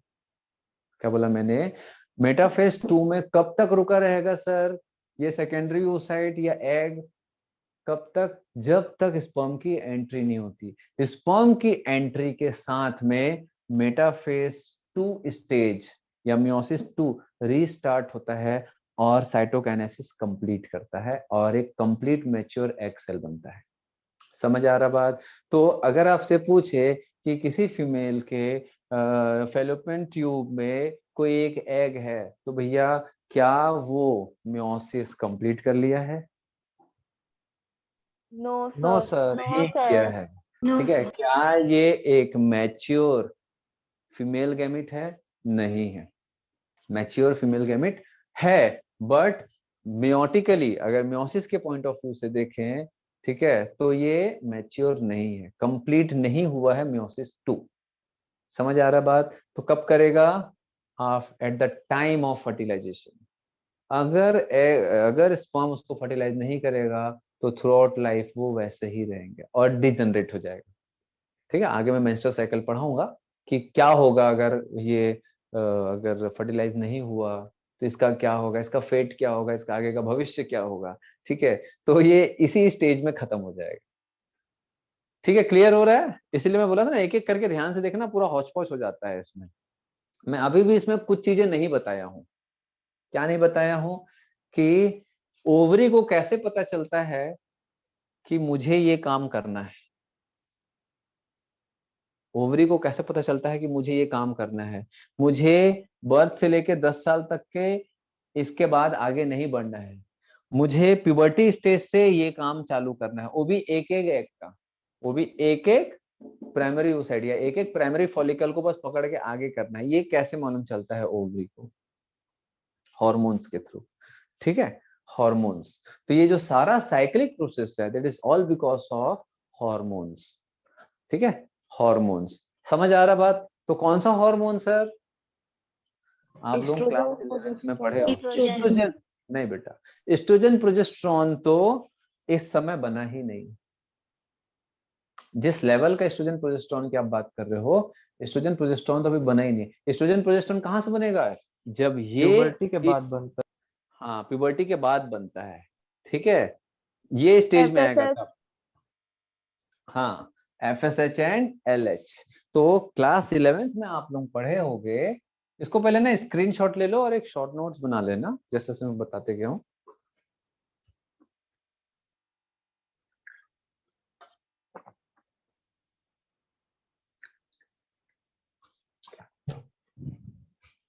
हो गया। Yes sir. Yes, sir. तो मैंने क्लास 11th में आप लोगों को जिनको जिनको मैंने पढ़ाया है, या आप लोग कहीं से भी पढ़े होंगे, जहां से भी पढ़े होंगे, तो एंडोक्राइन सिस्टम में हम लोग ये देखे थे एक प्यूबर्टी ग्लैंड होता है। तो प्यूबर्टी ग्लैंड कहाँ पर होता है, इसका स्क्रीनशॉट ले लो, मैं ये सबको हटा रहा हूँ ना, ये इतना हिस्से को हटा रहा हूँ। हटा दूं? हैंड रेस करो भाई, कई लोग जाग रहे हैं कि सो रहे हैं, देखो तो सही, हैंड रेस करो। कई लोगों का अनम्यूट नहीं होता है मुझे मालूम है, तो कई लोग मुझे मैसेज करते हैं। इशिता भट्ट, सो रहे हो क्या बेटा? इशिता, हाँ ठीक है, चलो। तो क्लास 11th में अगर आप एंडोक्राइन पढ़े होगे, है ना, केमिकल कोऑर्डिनेशन पढ़े होगे, तो उसमें आप लोगों ने देखा होगा कि हमारा जो ब्रेन का जो सबसे लोअर मोस्ट पार्ट होता है, ठीक है, that is diencephalon. Diencephalon is a part of which part of brain? Diencephalon is which part of brain? Brain का कौन सा पार्ट का हिस्सा है बेटा वो? Diencephalon fore brain. ठीक है, ब्रेन का 3 पार्ट होता है, fore brain, mid brain, hand. Fore मतलब FOUR वाला फोर नहीं, 4 वाला फोर नहीं, FORE। ठीक है, fore brain, mid brain and hind brain. ठीक है, तो 3 पार्ट होता है हमारा ब्रेन का, four brain, mid brain, hind brain. उसमें से जो फोर ब्रेन होता है उसके 2 पार्ट होते हैं। एक हमारा सेरिब्रम होता है जो 70% से ज्यादा पार्ट उसी का बना हुआ रहता है, सेरिब्रम का ही बना रहता है हमारा ब्रेन का, 70% हिस्सा सेरिब्रम है। ठीक है, देन उसके बाद एक छोटा सा हिस्सा होता है डायनसेफ्लॉन। डायनसेफ्लॉन, तो ब्रेन का जो डायनसेफ्लॉन होता है, फोर ब्रेन का जो सेकेंड पार्ट है, डायनसेफ्लॉन जो रहता है उसका जो लोएस्ट पार्ट होता है that is called hypothalamus. Hypothalamus, ठीक है, लोएस्ट पार्ट होता है हाइपोथैलेमस। तो हाइपोथैलेमस के जो लोअर पार्ट में एक ग्लैंड होता है जिसको बोलते हैं पिट्यूटरी, पिट्यूटरी ग्लैंड। ठीक है, तो पिट्यूटरी ग्लैंड का 2 पार्ट होता है, एक एंटीरियर पिट्यूटरी AP और एक पोस्टीरियर पिट्यूटरी PP। ठीक है ना। तो जो एंटीरियर पिट्यूटरी होता है उसमें 5 टाइप के मेजर हार्मोन्स बनते हैं, उसमें से एक हार्मोन होता है GNH। What is the full form of GNH? बताओ भाई, आयुषी, कुछ Ayushi, Aditi? Sir gonadotropin releasing hormone. नहीं बेटा, गोनाडोट्रोपिन रिलीजिंग हार्मोन पिट्यूटरी से नहीं बनता है, वो हाइपोथैलेमस से बनता है। तो हाइपोथैलेमस से एक हार्मोन बनता है GnRH, तो गोनाडोट्रोपिन रिलीजिंग हार्मोन। समझ आ रहा है? गोनाडोट्रोपिन रिलीजिंग हार्मोन हाइपोथैलेमस से, और ये gonadotropin releasing hormone anterior pituitary को स्टिमुलेट करता है, और वहां से क्या बनेगा इस एंटीरियर पिट्यूटरी से? Gonadotropin hormone. Gonadotropin hormone actual में 2 टाइप के हार्मोन को मिला करके एक कॉमन नाम दिया गया है इसका। तो गोनाडोट्रोपिन हार्मोन 2 टाइप के हार्मोन्स को मिला करके बोला जाता है। पहला होता है FSH और दूसरा होता है LH, follicular stimulating hormone and luteinizing hormone. तो मैं बहुत बेसिक बता रहा हूँ, आगे अपन नेक्स्ट क्लास में इसको और डिटेल करेंगे। ठीक है, बस यहाँ पर मैं आप ओवरी बताया हूँ, तो इसका मैं हर चीज बताऊंगा ताकि पूरी चीजें एक साथ क्लियर हो जाए। ठीक है, तो गोनाडोट्रोपिन हार्मोन कहाँ से बनता है? Anterior pituitary. Anterior pituitary. Anterior pituitary is the lowermost region of the hypothalamus. Hypothalamus से gonadotropin releasing हार्मोन बनेगा। ये रिलीजिंग हार्मोन, ये सर आप क्यों बता रहे हो क्लास 11th का? नहीं, ये बेटा आपके सिलेबस का है। ठीक है, ये आपके सिलेबस का है, बट अभी आपके सिलेबस में ये नहीं डिटेलिंग किया गया है कि भैया ये ब्रेन का कौन सा पार्ट का, कौन से हिस्से का, कौन का क्या क्या बना रहा है। तो आपको जब ये पूरा डिटेलिंग पता रहेगी, भले आप क्लास 11 में पढ़े हो, तो आपको अगर थोड़ी डिटेलिंग पता रहेगी क्लास 11 का, तो आप यहाँ पर अच्छे से उसको कोरिलेट कर सकते हो कॉन्सेप्ट्स को। ठीक है, तो gonadotropin releasing hormone anterior pituitary को सिग्नल देगा, और एंटीरियर पिट्यूटरी जो रहता है वो गोनाडोट्रोपिन हार्मोन बनाएगा, जो कि 2 टाइप के हार्मोन को बोलते हैं, FSH और LH। अभी दोनों कैसे काम करेगा देखेंगे। इससे पहले हम ये देखेंगे कि यार गोनाडोट्रोपिन हार्मोन को कैसे मालूम है कि मुझे इसको सिग्नल देना है, और एंटीरियर पिट्यूटरी को कैसे मालूम है कि मुझे अब गोनाडोट्रोपिन हार्मोन बनाना है, और ये दोनों हार्मोन जो रहते हैं मिलके ये सारा प्रोसेस परफॉर्म करेंगे। तो होता क्या है, प्यूबर्टी एज जब भी आता है तो हमारे ब्रेन में एक बायोलॉजिकल क्लॉक होता है। ठीक है, एक बायोलॉजिकल क्लॉक होता है। वो जो बायोलॉजिकल क्लॉक है वो हमारे बॉडी के हिस्से को क्या करता है बेटा, या तो जगाता है या सुलाता है। जैसे कि आप लोग रात को सोते हो, सुबह उठते हो, तो आप लोग बोलोगे इसमें कौन सी बड़ी बात है सर, वो तो सब करते हैं। हाँ, लेकिन मैं अगर आपको स्पेस में भेज दूं, कहाँ, स्पेस में, काफी दिनों के लिए, तो आपका ये जो दिन और रात का जो साइकिल है ये डिस्टर्ब होगा, अगर वहां पूरा अंधेरा है तो। समझ आ रहा बात?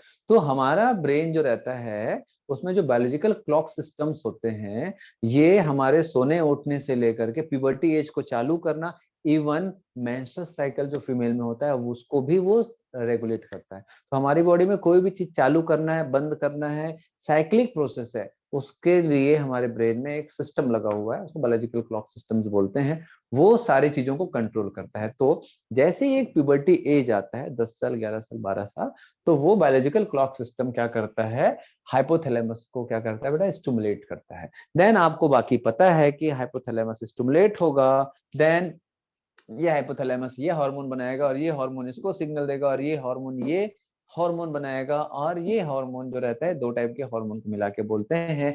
अब क्या होगा, follicular stimulating hormone and LH hormone, ये दोनों हार्मोन क्या करेंगे बेटा, फॉलिकल्स का डेवलपमेंट करेंगे।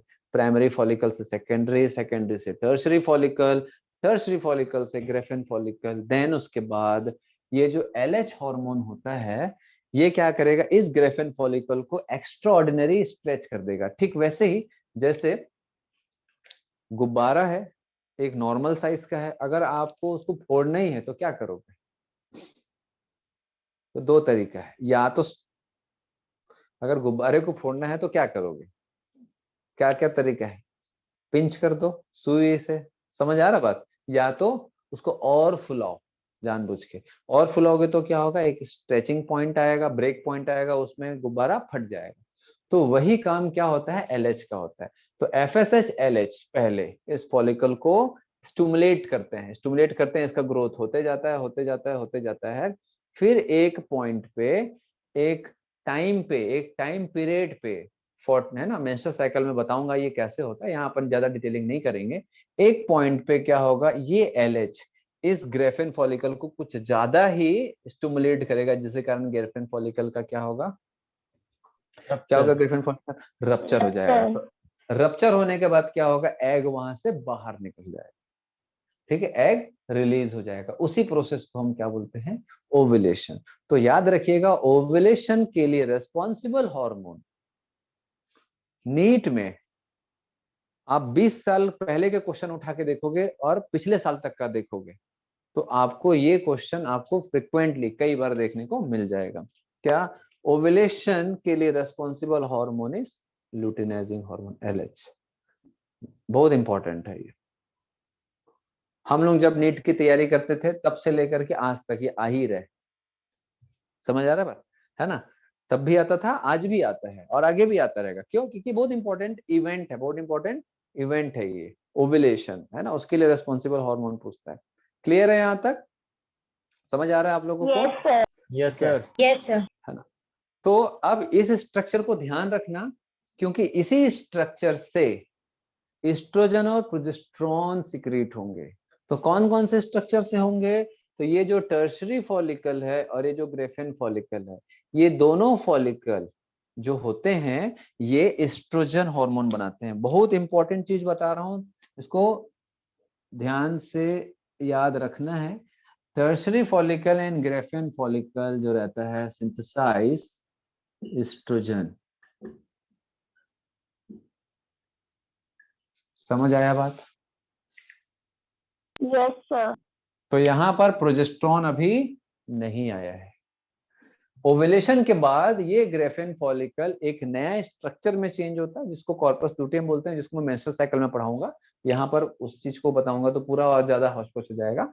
तो एग निकलने के बाद ये जो ग्रेफिन फॉलिकल है ये एक दूसरे स्ट्रक्चर में चेंज होता है, और वो स्ट्रक्चर फिर प्रोजेस्टेरोन हार्मोन बनाता है।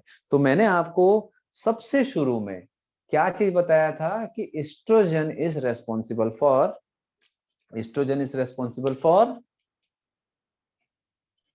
Development of secondary sexual sexual characteristics. Character, जैसे कि प्यूबर्टी एज से, जैसे प्यूबर्टी एज अचीव करती है कोई फीमेल, उसके वॉइस में चेंज आता है, ठीक है, आवाज थोड़ी चेंज हो जाती है, उसका हाइट इंक्रीज होता है, बॉडी फ्लेक्सिबल हो जाती है, हिप रीजन थोड़ा ब्रॉड हो जाता है, मेमोरी ग्लैंड का डेवलपमेंट चालू होता है, और हेयर्स, आर्म पेट, प्यूबिक रीजन पे, ये सारे चीजों का मतलब कुल मिलाकर के ये एक्स्ट्राऑर्डिनरी जो ग्रोथ है ना, जो डेवलपमेंट है, चेंजेस है, ये सब के लिए रिस्पॉन्सिबल जो हार्मोन होता है वो एस्ट्रोजन होता है।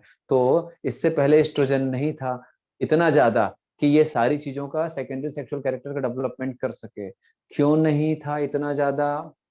प्यूबर्टी एज से ही काहे को आवाज चेंज हुई, हाइट चेंज हुआ, मेमोरी ग्लैंड का डेवलपमेंट हुआ, सेकेंडरी सेक्सुअल कैरेक्टर का डेवलपमेंट हुआ। क्यों प्यूबर्टी एज से ही हुआ? ये आता है एग्जाम में, क्यों हुआ? क्योंकि body is getting ready for reproduction. हाँ बेटा, हाँ बोलो, कौन क्या बोल रही थी? सर बॉडी रिप्रोडक्शन के लिए तैयार हो रही है। नहीं बेटा, तो एस्ट्रोजन क्यों, मतलब सेकेंडरी सेक्सुअल कैरेक्टर के लिए जो रेस्पॉन्सिबल है एस्ट्रोजन, वो प्यूबर्टी के बाद से ही क्यों आ रहा है, उससे पहले क्यों नहीं आ रहा है?